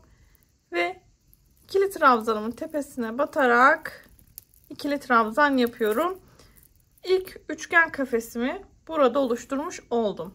Şimdi kare kafeslerime devam edeceğim. Bakın sıra sonuna kadar bir zincir arada Tığımın üzerine aldım ve ikili trabzan tepesine batıp yine ikili trabzan yaptım. Bir zincir, tekrardan trabzan tepesine ikili trabzan. Bu şekilde devam ediyorum arkadaşlar. Bir önceki sırada bakın, şu sırada toplamda 11 tane kafes elde etmiştim. Bu sırada da 9 kafese düşüreceğim. Evet, dikkat, bakın şu anda 8. kafesimi yaptım. Sayalım: 1 2 3 4 5 6 7 8 ve bakın arkadaşlar, son kafesimi de yapıyorum. Bir zincir üzerine alıyorum. Zincirimin 1 2 3. zincirine batıyorum. Arkadan ilmeğimi çıkartıp yine ikili trabzan yaparak son köşeye de kare kafes yapıyorum arkadaşlar. Ve bu sırada da 9 kafese ulaşmış oldum. Şimdi zincir çekiyorum, yine 4 tane, 1 2 3 ve 4 tane zincir çekiyorum. Örgümü çeviriyorum. Arka kısımdan örmeye devam edeceğiz. Hemen şöyle tığımın üzerine bir tane ilmek alıyorum ve ikili trabzanımın tepesine batarak yine ikili trabzan örüyorum ve ilk kare kafesimi bu sırada başlattım. Bir zincir arada, tekrar üzerine alıyorum ve ikili trabzanın tepesine ikili trabzan yapıyorum. Aralarda bir zincir, trabzan tepelerine ikili trabzan. Bu şekilde arkadaşlar sonda 2 kafes kalana kadar devam ediyorum. Bakın. Şimdi kaçıncı kafesimdeyim bakalım. 1 2 3 4 5 devam ediyorum. 6.'yı yapıyorum. Arada bir zincir. Şimdi arkadaşlar dikkat, bakın, 1 2 tane kafes kaldı. Şimdi bu noktaya üçgen kafesimi yapacağım. Çünkü bu 2 kafesi örmeyeceğiz. Eksiltme yapmış olacağız. Bir tane zincir çektim. Bir tane daha yapıyorum. 2'ye tamamlıyorum. İlmek kaydırma yaparak üçgen kafesimi burada yapıyorum. Çünkü bakın bu noktada üçgen kafesleri devam ediyoruz köşede. Şimdi bir tane zincir çekiyorum. Bakalım, 1 2 3 4 5 6 7 oldu arkadaşlar. Devam ediyorum. Örgümü çeviriyorum. Boşa batıyorum. Boş kısma batıyorum. İlmek kaydırma yapıyorum. Trabzan tepesine yapıyorum. İlmek kaydırma yapıyorum. Bir kafes eksiltmiş olduk. Şimdi devam ediyorum. Bir tane daha yapacağım. Çünkü bakın üçgen kısımlarda 2'şer tane eksilterek gidiyoruz. İlmek kaydırma yaptım. Boşluğa batarak bir tane trabzan tepesine battım. Buraya da ilmek kaydırma yaptım. Şimdi devam ediyorum. 1 2 zincir çekiyorum. Tığımın üzerine alıyorum ve bir sonraki ikili trabzan tepesine batarak ikili trabzan yapıyorum ve burada üçgenimi oluşturuyorum. Bir zincir. Şimdi karelere devam edeceğim. İkili trabzan, bir zincir, ikili trabzan, bir zincir, ikili trabzan ve son bir zincir. Üçüncü zincirimin tepesine batıp bu noktada da ikili trabzan yapıyorum. Bakalım arkadaşlar. 1 2 3 4 5. Evet. Örgümü çeviriyorum. Bakın, bir tane kafes kalana kadar bu işlemi devam edeceğim. Kenarlar bakın dik çıkıyor arkadaşlar. Şu çantamızın orta kısmındaki de bu şekilde yatayda çıkıyor. Şimdi daha sonra sık iğneler yaparak bu kısmı daha pürüzsüz hale getireceğiz. Şimdi biraz bu şekilde gözüküyor. Hiç sıkıntı değil arkadaşlar. Devam ediyorum. Zincir çekeceğim. 1 2 3 ve 4 zincir çekiyorum. Tığımın üzerine aldım. İkili trabzanın tepesine batarak ikili trabzan yaptım. Bir zincir çekiyorum. Tığımın üzerine aldım. Bir sonraki ikili trabzanın tepesine batıp ikili trabzan yaptım. Bakın şimdi 3 kafes olacak. 1 2 burayı örmeyeceğiz. Bu noktada 1 2 zincir çekiyorum ve ikili trabzanın tepesine batıp ilmek kaydırma yapıyorum arkadaşlar. Bir tane zincir çekiyorum ve örgümü çeviriyorum. Bakın bu noktada artık sonuncu kafesimi yapacağım. Çünkü bir önceki sırada 3'e düşürdüm. Boşluğa batıyorum, ilmek kaydırma yapıyorum. Trabzanın tepesine batıyorum. ilmek kaydırma yapıyorum. Şimdi bu noktada da bu kafesin boşluğuna da batıyorum, ilmek kaydırma ve trabzanın tepesine batıp ilmek kaydırma yapıyorum arkadaşlar. Evet, bakın bir alt sırada 3 tane kafesim var. Başta bir tane üçgen kafesim var. Şimdi son bir tane kafes yapacağım. Bunu üçgen kafes yapacağım arkadaşlar. 2 tane zincir çekiyorum ve tığımın üzerine bir tane ilmek alıyorum. Son başlangıçtaki bakın 1 2 3. zincirimin tepesine batıyorum ve ikili trabzan yapıyorum. Böylelikle son bir tane üçgen kafesimi de tamamlamış oldum. Bu noktada bir tane zincir çekiyorum. Örgümü şöyle sıkılıyorum yavaştan ve ipliğimi bu noktada kesiyorum arkadaşlar. Bakın şöyle göstereyim parçamı. Şu noktalar dik çıktı. Buralar eğimli çıktı. Bakın ilk başlangıcımda 15 kafesle başladım. 15, 13, 11, 9, 7, 5, 3, 1. Şimdi aynı şekilde bakın hemen bu kanadımın arka kısmında kalan kısımda da bu işlemi uygulayacağım arkadaşlar. Şimdi çantamın bakın bu ön taraftaki kanat kısmını uyguladım. Aynı şekilde burada da bu işlemleri tekrarlayacağım. Dilerseniz birlikte yapalım. Öncelikle kilit işlemi yapıyorum. Bir tane arkadaşlar. Şöyle sıkılıyorum. Şimdi hemen çantamın bu kısmından bakın ilmek belirleyicim yine ortada. İlk olarak başladığım kısmı hatırlayalım. Düz bir şekilde devam edeceğiz. Buradaki kısımda da ikişer tane eksilterek eğik bir şekilde örmeye devam edeceğim. Üçgen kafesimin yanındaki şöyle ikili trabzanın tepesine batıyorum. İlmek kaydırma yaparak örgümü buraya sabitliyorum. Bu noktada 1, 2, 3 ve 4 tane zincir çekiyorum. Tığımın üzerine bir tane ilmek alıp trabzanımın tepesine batıyorum ve ikili trabzan yapıyorum. Bakın kare bir görüntü oluşturdum. Çünkü bu noktalarda dik çıkacağız arkadaşlar. Bir tane zincir tığımın üzerine alıyorum ve ikili trabzan tepesine batarak yine ikili trabzan yapıyorum. Bu şekilde arada bir zincir çekerek arkadaşlar sıra sonunda bakın burada kaç tane kafes bırakmıştık? 1, 2, 3. Yine ilmek belirleyicimin bakın 1, 2, 3 kafes boşluk kalacak. 4. kafeste de üçgen kafes yapacağız. Dolayısıyla 4 kafes boşluk kalana kadar örmeye devam ediyoruz. Evet, gelin birlikte bakalım arkadaşlar.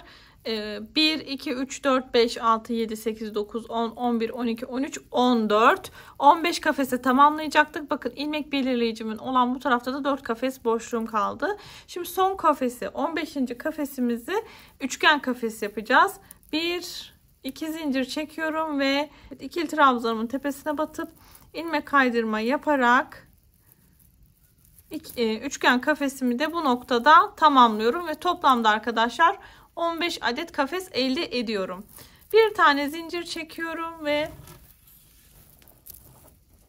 örgümün arka kısmına geçiyorum arkadaşlar. Hemen ortasına batıyorum ve bir tane ilmek kaydırma yapıyorum. Trabzanımın tepesine batıyorum. Bu noktada da bir tane ilmek kaydırma. Bir tane kafesimi eksilttim. Devam ediyorum.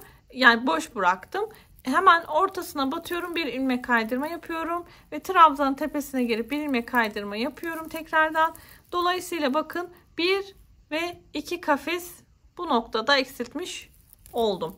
Çantamın orta kısmındaki noktada bakın şu kısımda dik çıkıyorduk. Bu kenarda ise eğik çıkmaya devam ediyorduk. Dolayısıyla burada 2 tane zincir çekiyorum. Tığımın üzerine bir tane ilmek alıp trabzanımın tepesine batıyorum ve bir tane ikili trabzan yaparak bu noktada üçgenimi oluşturuyorum. Arada bir zincir, tığımın üzerine aldım, trabzanın tepesine battım ve ikili trabzan yaparak kare kafeslerime başlıyorum. Evet, sıra sonuna gelene kadar arkadaşlar kare kafeslerime devam ediyorum. Arada bir zincir, trabzan tepesine batıyorum ve ikili trabzan yapıyorum. Bakın son kafesimi de yapacağım. Bir tane zincir çektim, yine tığımın üzerine aldım ve burada 1, 2, 3. zincirime battım ve arkadan çıkartıp arkadaşlar ikili trabzan yapıyorum. Ve bakın böylece bu kenarda da dik bir şekilde çıkarak kare kafesimi tamamladım. Şimdi ilk başta 15 tane kafesim vardı. İkinci sırada 13 kafes oldu. Şimdi arkadaşlar 11'e düşüreceğim. Zincir çekerek başlıyorum. 1, 2, 3 ve 4. Örgümü çeviriyorum. Tığımın üzerine bir tane ilmek alıyorum ve ikinci trabzanımın tepesine batıyorum ve ikili trabzan yapıyorum. İlk kafesimi, kare kafesimi oluşturdum. Bir zincir arada tekrar tığımın üzerine alıyorum ve trabzan tepesine batarak ikili trabzanımı yapıyorum. Sıra sonunda arkadaşlar bakın şöyle söyleyeyim, 1 2 3 kafes kalana kadar devam edelim, çünkü son kafeste ne yapacağız? Üçgen kafes yapacağız. Evet, bakalım arkadaşlar, 10. kafesimi tamamladım. Bakın altta da 3 tane kafes kaldı. Şimdi ikisinin üzerine örmeyeceğiz. Sonuncusuna da 1 2 zincir çekiyorum ve trabzanın tepesine batıp ilmek kaydırma yaparak bir tane üçgen kafes elde ediyorum. Bakın bu noktada da arkadaşlar 11 kafesim oldu. 15, 13, 11. Şimdi bir sonraki sırada 9 kafes yapacağım. Bunun için bir tane zincir çekiyorum ve örgümün arka tarafını çeviriyorum. İlk boşluğa batıyorum. Bir tane ilmek kaydırma yapıyorum. Trabzanın tepesine batıyorum. Bir ilmek kaydırma da burada yapıyorum. Devam ediyorum. Tekrardan ilmek kaydırma yapacağım. Boşluğa battım. Bir ilmek kaydırma. Trabzan tepesine battım. Bir ilmek kaydırma daha yaparak bakın bu kısımda 2 tane eksiltme yapmış oldum.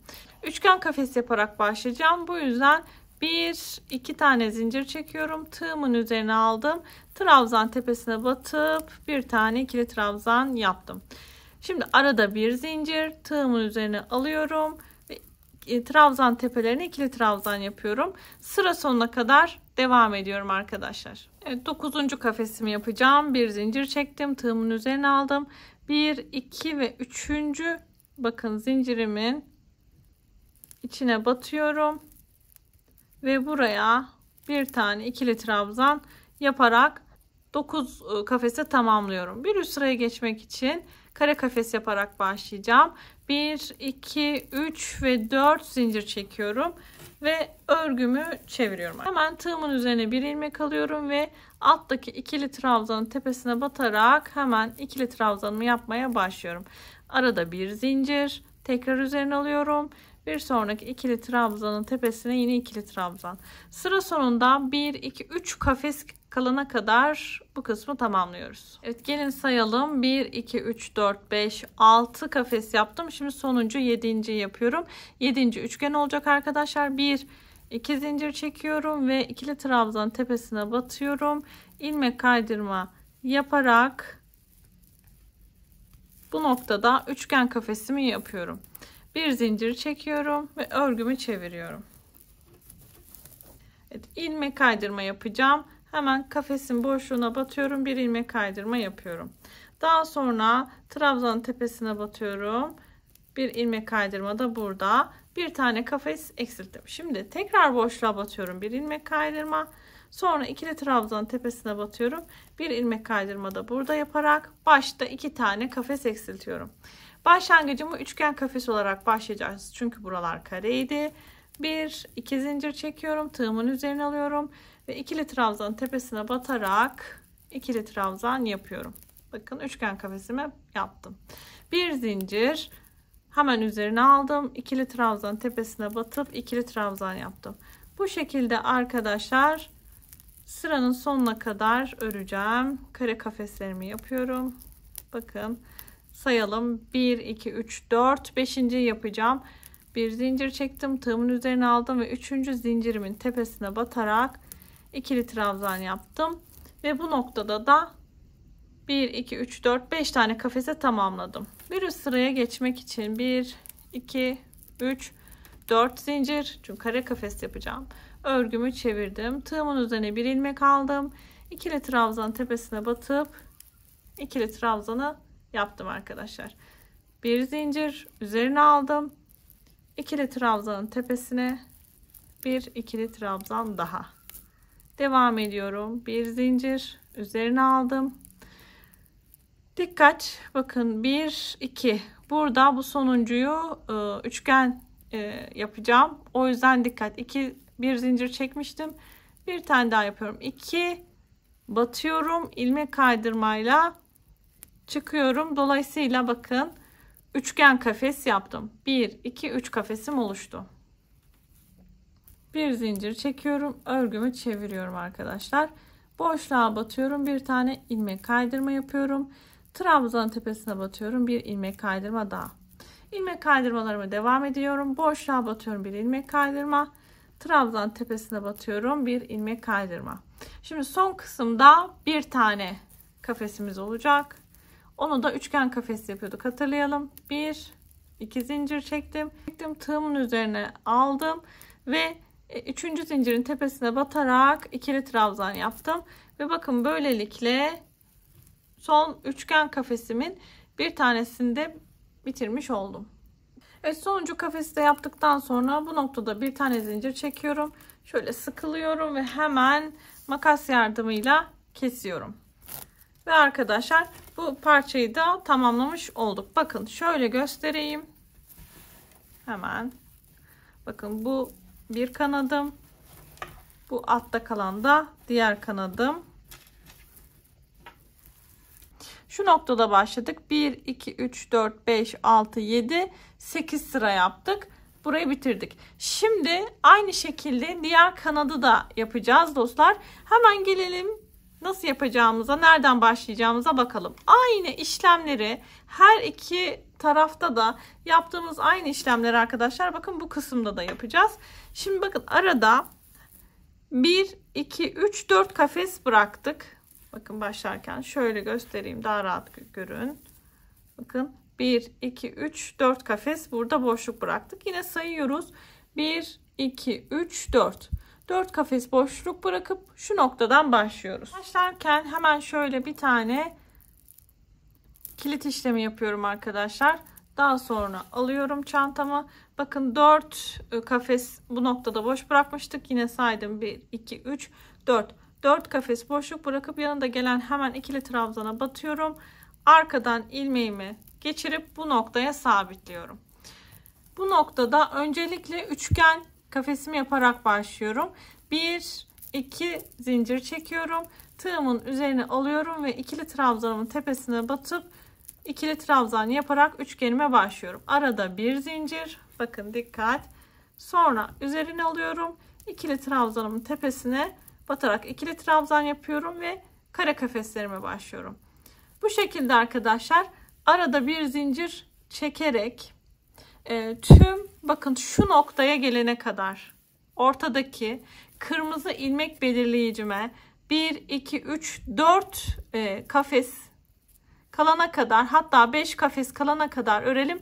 Çünkü sonuncu kafesi yine hatırlayalım, üçgen kafes yapacağız. Bu aradaki ortadaki ilmek belirleyicisini çıkartabilirsiniz arkadaşlar, kafanız karışmasın. Bakın bu noktada şöyle 1, 2, 3, 4 ve 5 kafes kalana kadar kafeslerimize, kare kafeslerimize devam ediyoruz. 5. kafesi birlikte üçgen kafes yapacağız. Evet arkadaşlar bakın 1, 2, 3, 4, 5 kafes kalana kadar yaptım. Şimdi son kafesi üçgen yapacağım. 1, 2 zincir çekiyorum ve ikili trabzanın tepesine batıyorum. İlmek kaydırmayla bitişi yapıyorum. Ve toplamda bakın şuradaki başlangıcımdan şöyle şu noktaya kadar toplamda 46 adet kafes elde etmiş oldum. Üçgen kafeslerimle birlikte. Şimdi bir tane zincir çekiyorum ve örgümün arka tarafına çeviriyorum. Boşluğa batıyorum. İlmek kaydırma yapıyorum.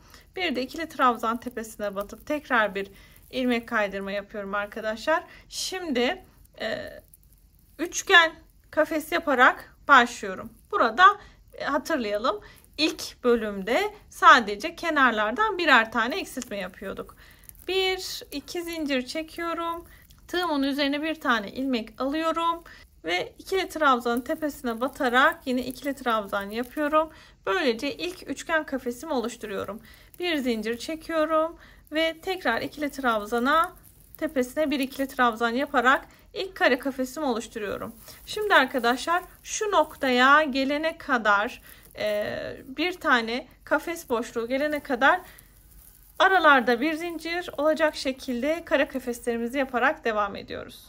Evet arkadaşlar, bakın sıra sonuna doğru geldim. Şimdi sıranın sonunda bir tane üçgen kafesimi yapacağım. 1-2 tane zincir çekiyorum ve trabzanın tepesine ilmek kaydırma yaparak üçgen kafesimi oluşturuyorum. Bir tane zincir çekiyorum. Örgümü çeviriyorum. Ve bakın bir alt sırada da arkadaşlar 44 adet kafes boşluğu elde ettim. Şimdi üst sıradan devam edeceğim. Boşluğa battım. İlmek kaydırma yaptım. Trabzanın tepesine batıyorum. Bir ilmek kaydırma da buraya yapıyorum. Ve 1-2 zincir çekip tığımın üzerine bir tane ilmek alıyorum ve ikili trabzanın tepesine batarak ikili trabzan yapıyorum ve üçgen kafesimi sıranın başında oluşturuyorum. Arada bir zincir, tekrar tığımın üzerine alıp ikili trabzanımın tepesine batıp bu sefer kare kafeslerime başlıyorum. Bu şekilde arkadaşlar, bakın diğer bir uca gelene kadar devam edeceğim. Toplamda burada da 42 adet kafesim olacak. Sonlarda üçgen kafes yapıyoruz. Başlarda ve sonlarda. Şöyle şablon üzerinde de göstereyim. Bakın arkadaşlar. Şu kenardaki kısımları yapıyoruz. İlk başta hem başta hem de sonda üçgen bir yapı oluşturarak devam ediyoruz. Bakın buralarda üçgen bir yapı oluşturarak devam ediyoruz. Başta ve sonlarda üçgen kafeslerim olacak. 46, ilk sırada 46 kafes, sonra 44, sonra 42 devam edecek. 40, 38. Toplamda 1, 2, 3, 4, 5 sıra öreceğiz arkadaşlar. 5 sıra boyunca yanlardan birer tane eksilterek başta ve sonda üçgen kafesim olacak şekilde devam ediyoruz. 38 sıra kafese kadar devam edeceğiz. 5. sırayı tamamlayalım. Daha sonra arkadaşlar şu yapıyı burada diğer kısımda nasıl yapıyoruz? Tekrardan başlangıç kısmında göstereyim. Bakın 5 sıra boyunca buradaki örgümü ördüm. Bakın her iki tarafta üçgen kafeslerimi yaptım ve toplamda 38 kafese düşürmüş oldum. Şimdi bu noktada ne yapıyorduk? Hatırlayalım diğer kısımdan. 38 adet kafesi ikiye bölüyoruz arkadaşlar. 19 bu tarafta, 19 bu tarafta. Buraya hemen bir tane ilmek belirleyici taktım. Şimdi buradaki eğimli olan kısmı dikeyde örmeye devam ediyoruz. Burada da arkadaşlar eğim vererek ve ikişer tane, her sırada ikişer tane eksiltme yaparak örmeye devam ediyoruz. Başlangıcı gelin birlikte yapalım. Şimdi en son burada üçgen kafes yapmıştım. Bir tane zincir çekiyorum ve örgümü çeviriyorum. Boşluğa batıyorum. Bir tane ilmek kaydırma yapıyorum. İkili trabzanın tepesine batıp bir ilmek kaydırma da buradan yapıyorum. Bu noktada bakın ikili trabzanın tepesindeyim. Orta kısmında bakın ne yaptık? Dik bir şekilde çıktık. O yüzden burada dik kafes yapacağız. 1, 2, 3 ve 4. 4 tane zincir çektim. Tığımın üzerine bir tane ilmek aldım ve trabzanın tepesine batarak arkadaşlar ikili trabzan yaptım. Bakın böylece ilk kafesimi, kare kafesimi burada oluşturmuş oldum. Şimdi arada yine bir zincir çekiyorum. Tığımın üzerine alıyorum ve bir sonraki ikili trabzanın tepesine batarak yine ikili trabzan yapıyorum. Bu şekilde kare kafeslerimi yapmaya devam edeceğim.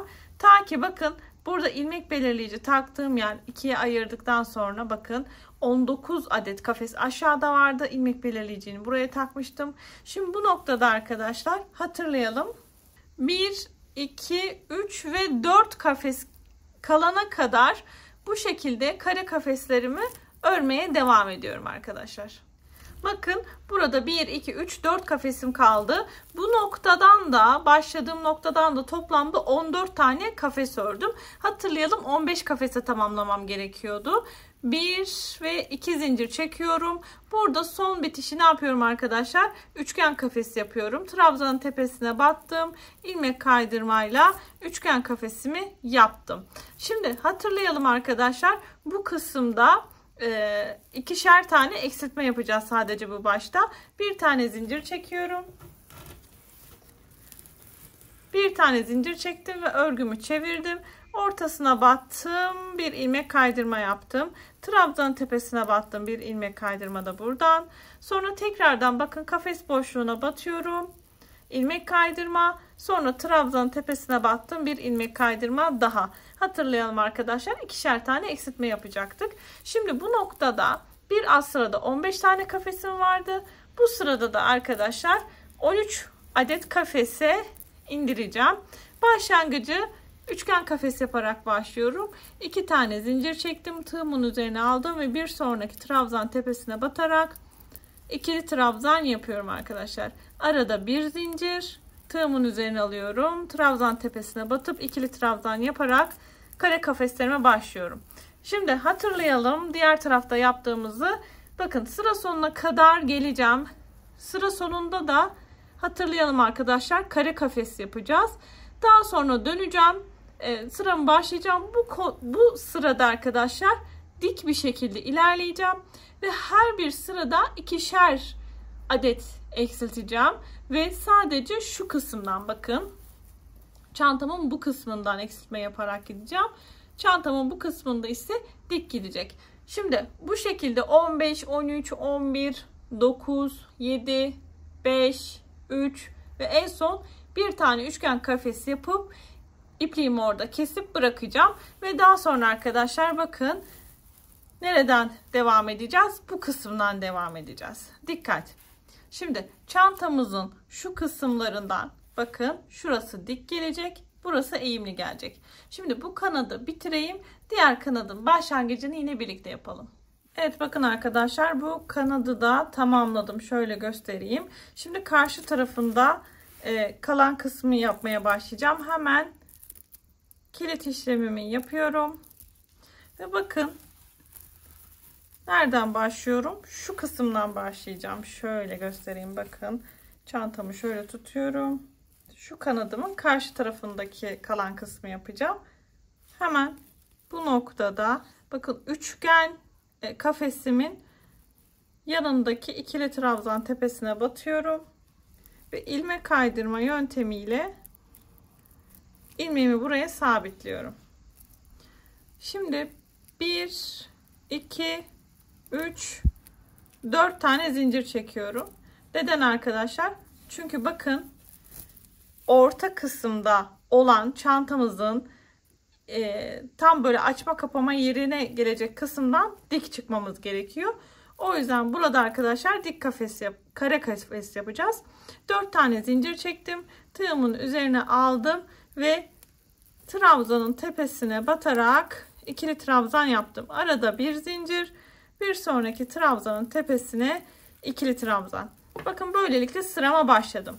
Şimdi 1 2 bakın 1 2 3 1 2 3 kafes bırakacağım. Şuradaki son kafese yani dördüncü kafese burada olduğu gibi üçgen kafes yapacağım. Toplamda baştaki kafeslerimle birlikte 15 tane kafesim olacak.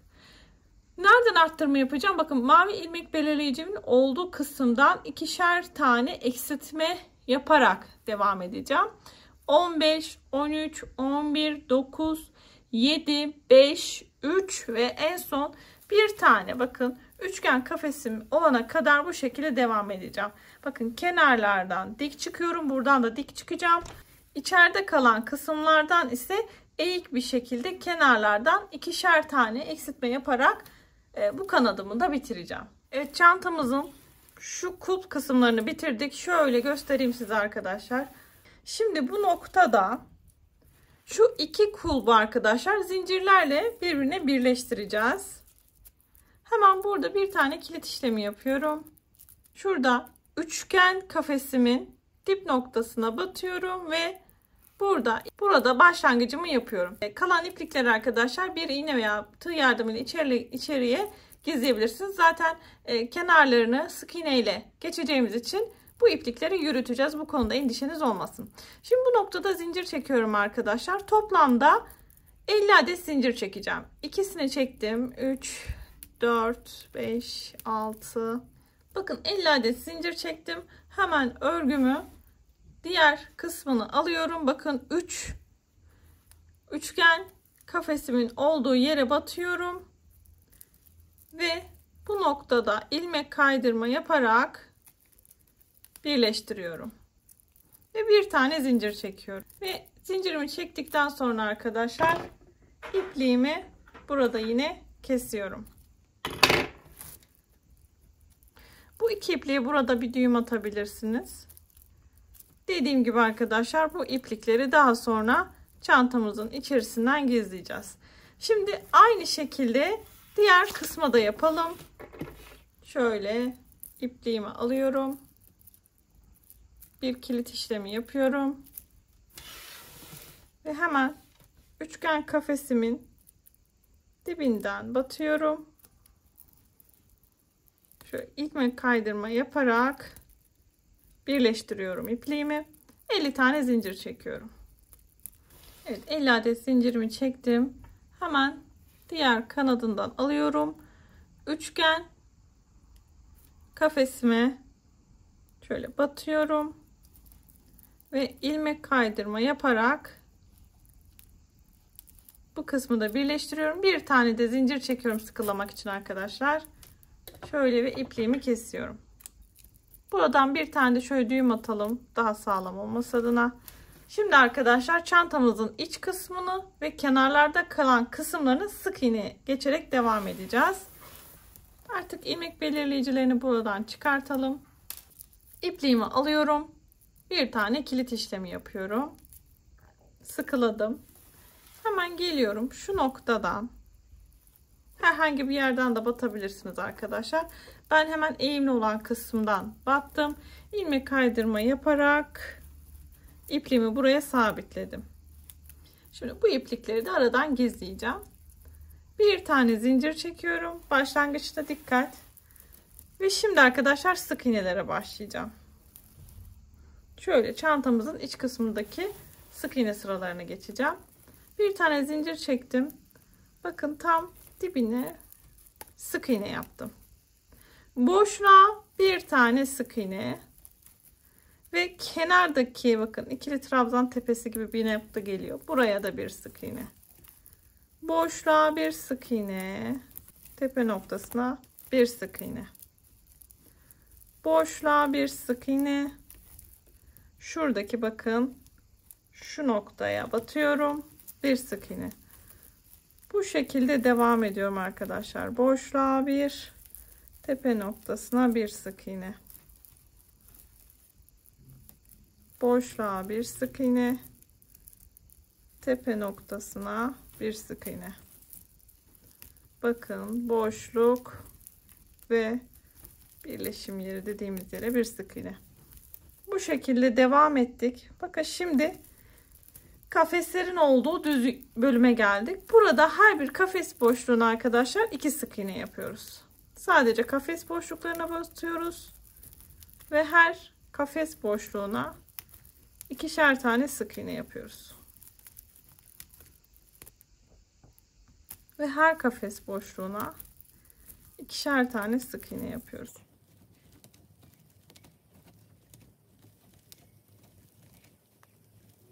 Bakın bu iplikleri de içerisinden gizleyeceğim.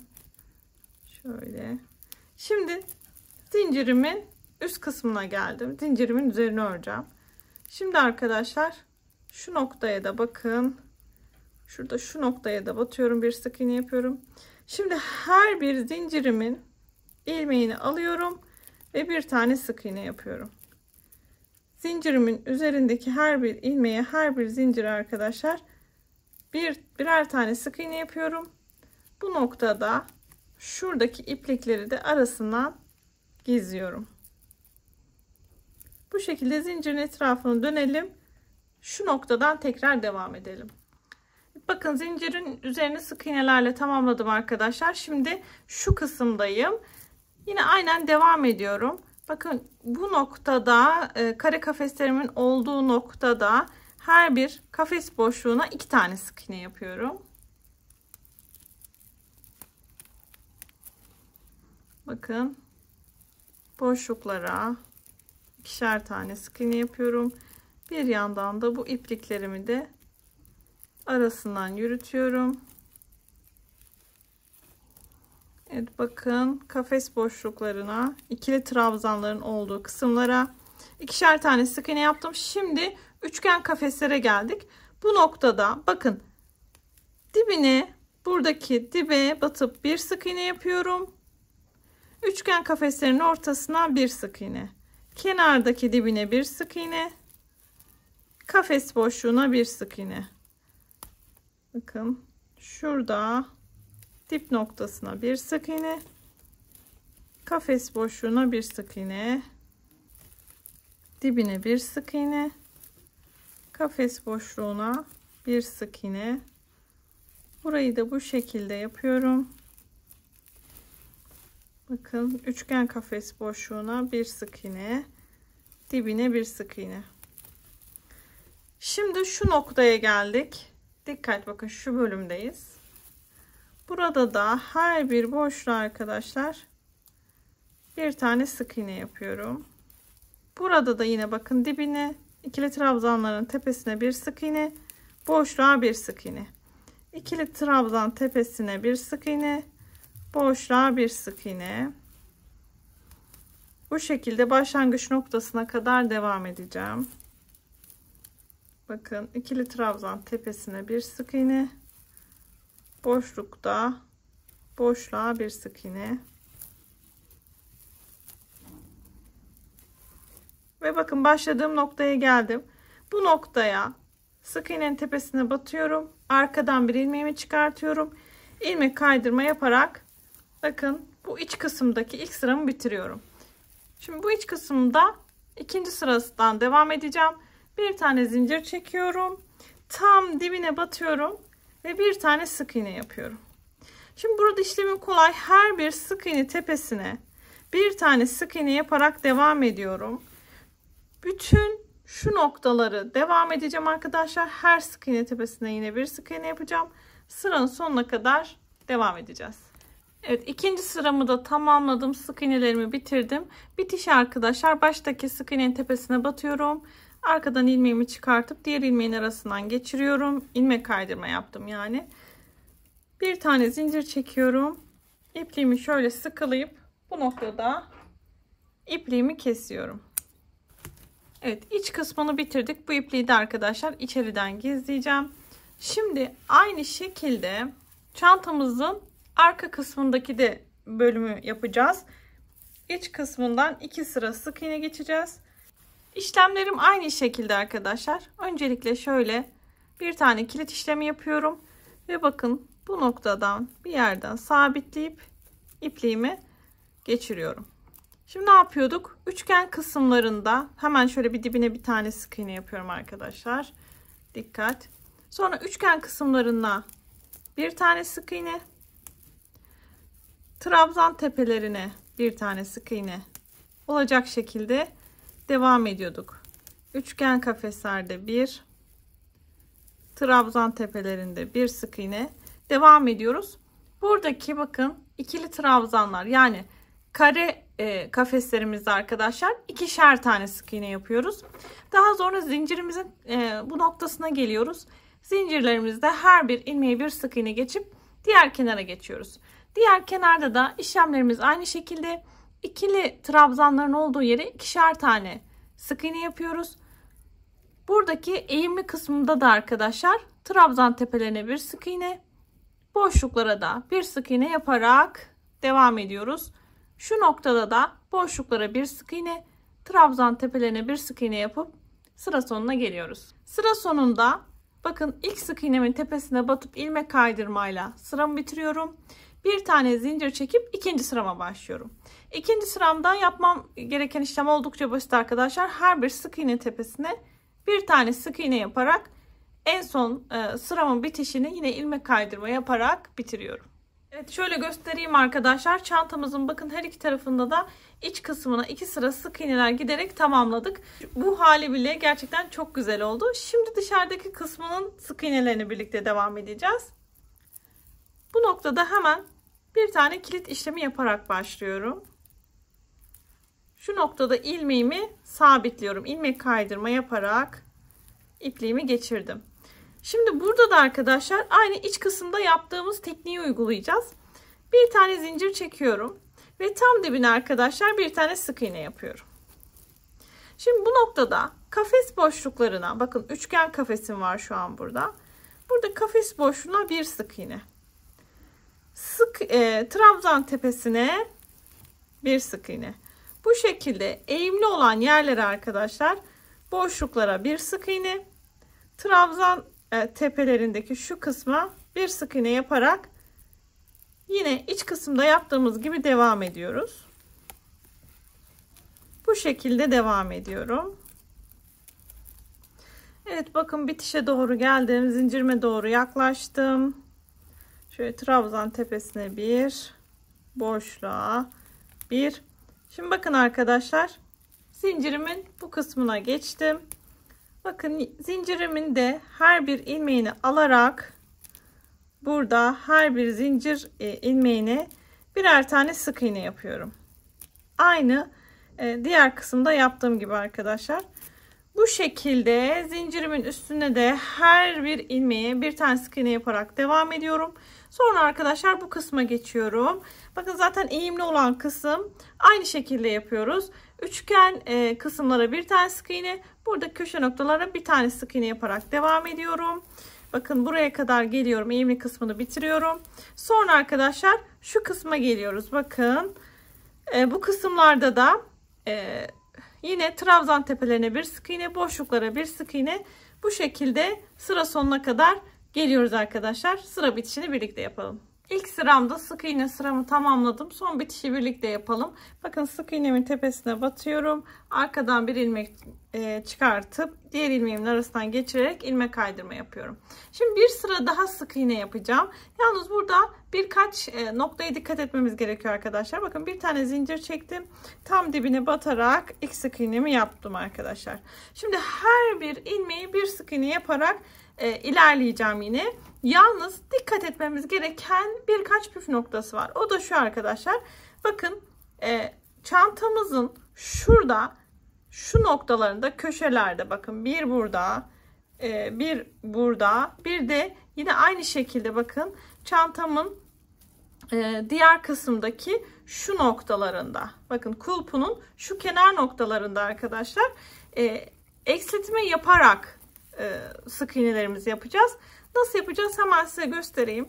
Bakın her bir ilmeğe bir tane sık iğne yaparak yine aynı şekilde bir tur daha dönüyorum arkadaşlar. Şöyle hemen o bölüme gelip size göstermek istiyorum. Bakın kulp kısmının köşe noktasına geldim arkadaşlar. Şimdi bu noktada şöyle bakın marullanma yapmaması adına ne yapıyorum? Köşe kısmına geldiğim zaman ilk sık iğneye batıyorum. Arkadan bir ilmek çıkartıyorum. Sonra bakın diğer ilmeğimi de batıyorum hemen yanındaki. Arkadan da bir ilmek çıkartıyorum. Tığımda 3 tane ilmek varken üçünü birlikte örerek böyle eksiltme yaparak sık iğne yapıyorum arkadaşlar. Daha sonra yine her bir ilmeğe bir tane sık iğne yapıyorum. Bakın ne yapacağım? Diğer köşe noktasına gelene kadar devam edeceğim. Bakın arkadaşlar bu kısımda da köşe noktasına geldim. Bakın şu bölümde dikkat. Marullanma olmaması adına bakın şöyle yapıyorum. Buradaki sık iğnemi yapıyorum. Tam köşe kısmında battığım arkadan ilmeğimi çıkartıyorum.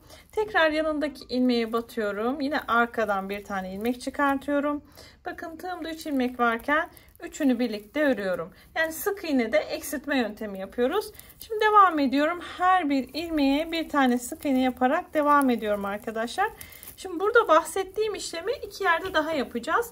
O da çantamın yine şu kısımda ve şu kısmında arkadaşlar.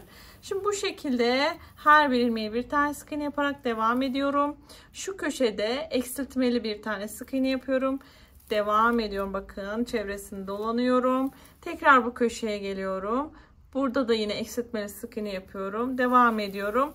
Ve en son bitişe kadar geliyorum. Son bitişe geldim. Ne yapıyorum? Sık iğnenin tepesine batıyorum. Başlangıçta yaptığım ilmeği arasından geçirip diğer ilmeğimin arasından geçirerek ilmek kaydırma yapıyorum. Şimdi bu noktada bir tane zincir çekiyorum. Şöyle sıkılayıp ipliğimi kesiyorum. Ve bu ipliğimi de bir tığ yardımıyla içeriye gizleyeceğim. Şimdi arkadaşlar çantamızın yine en son yaptığımız şu çerçeve kısımlarındaki yerlere de bir buharlı ütüyle ütüleyelim. Daha sonra evet, şimdi çantamızın şu kısımlarına da arkadaşlar bir buharlı ütüyle ütü yapalım. Çantamızın sap kısmında tamamıyla tamamladıktan sonra arkadaşlar çantamızı bitirdik. Böylece bir projenin daha sonuna geldik. Kanalıma hala daha abone değilseniz abone ol butonundan ücretsiz bir şekilde kanalıma abone olabilirsiniz. Destekleriniz benim için çok kıymetli. Lütfen bu videoya beğeni ve yorum yapmayı da unutmayın arkadaşlar. Bir başka projede görüşmek üzere. Herkese keyifli çalışmalar diliyorum. Hoşça kalın.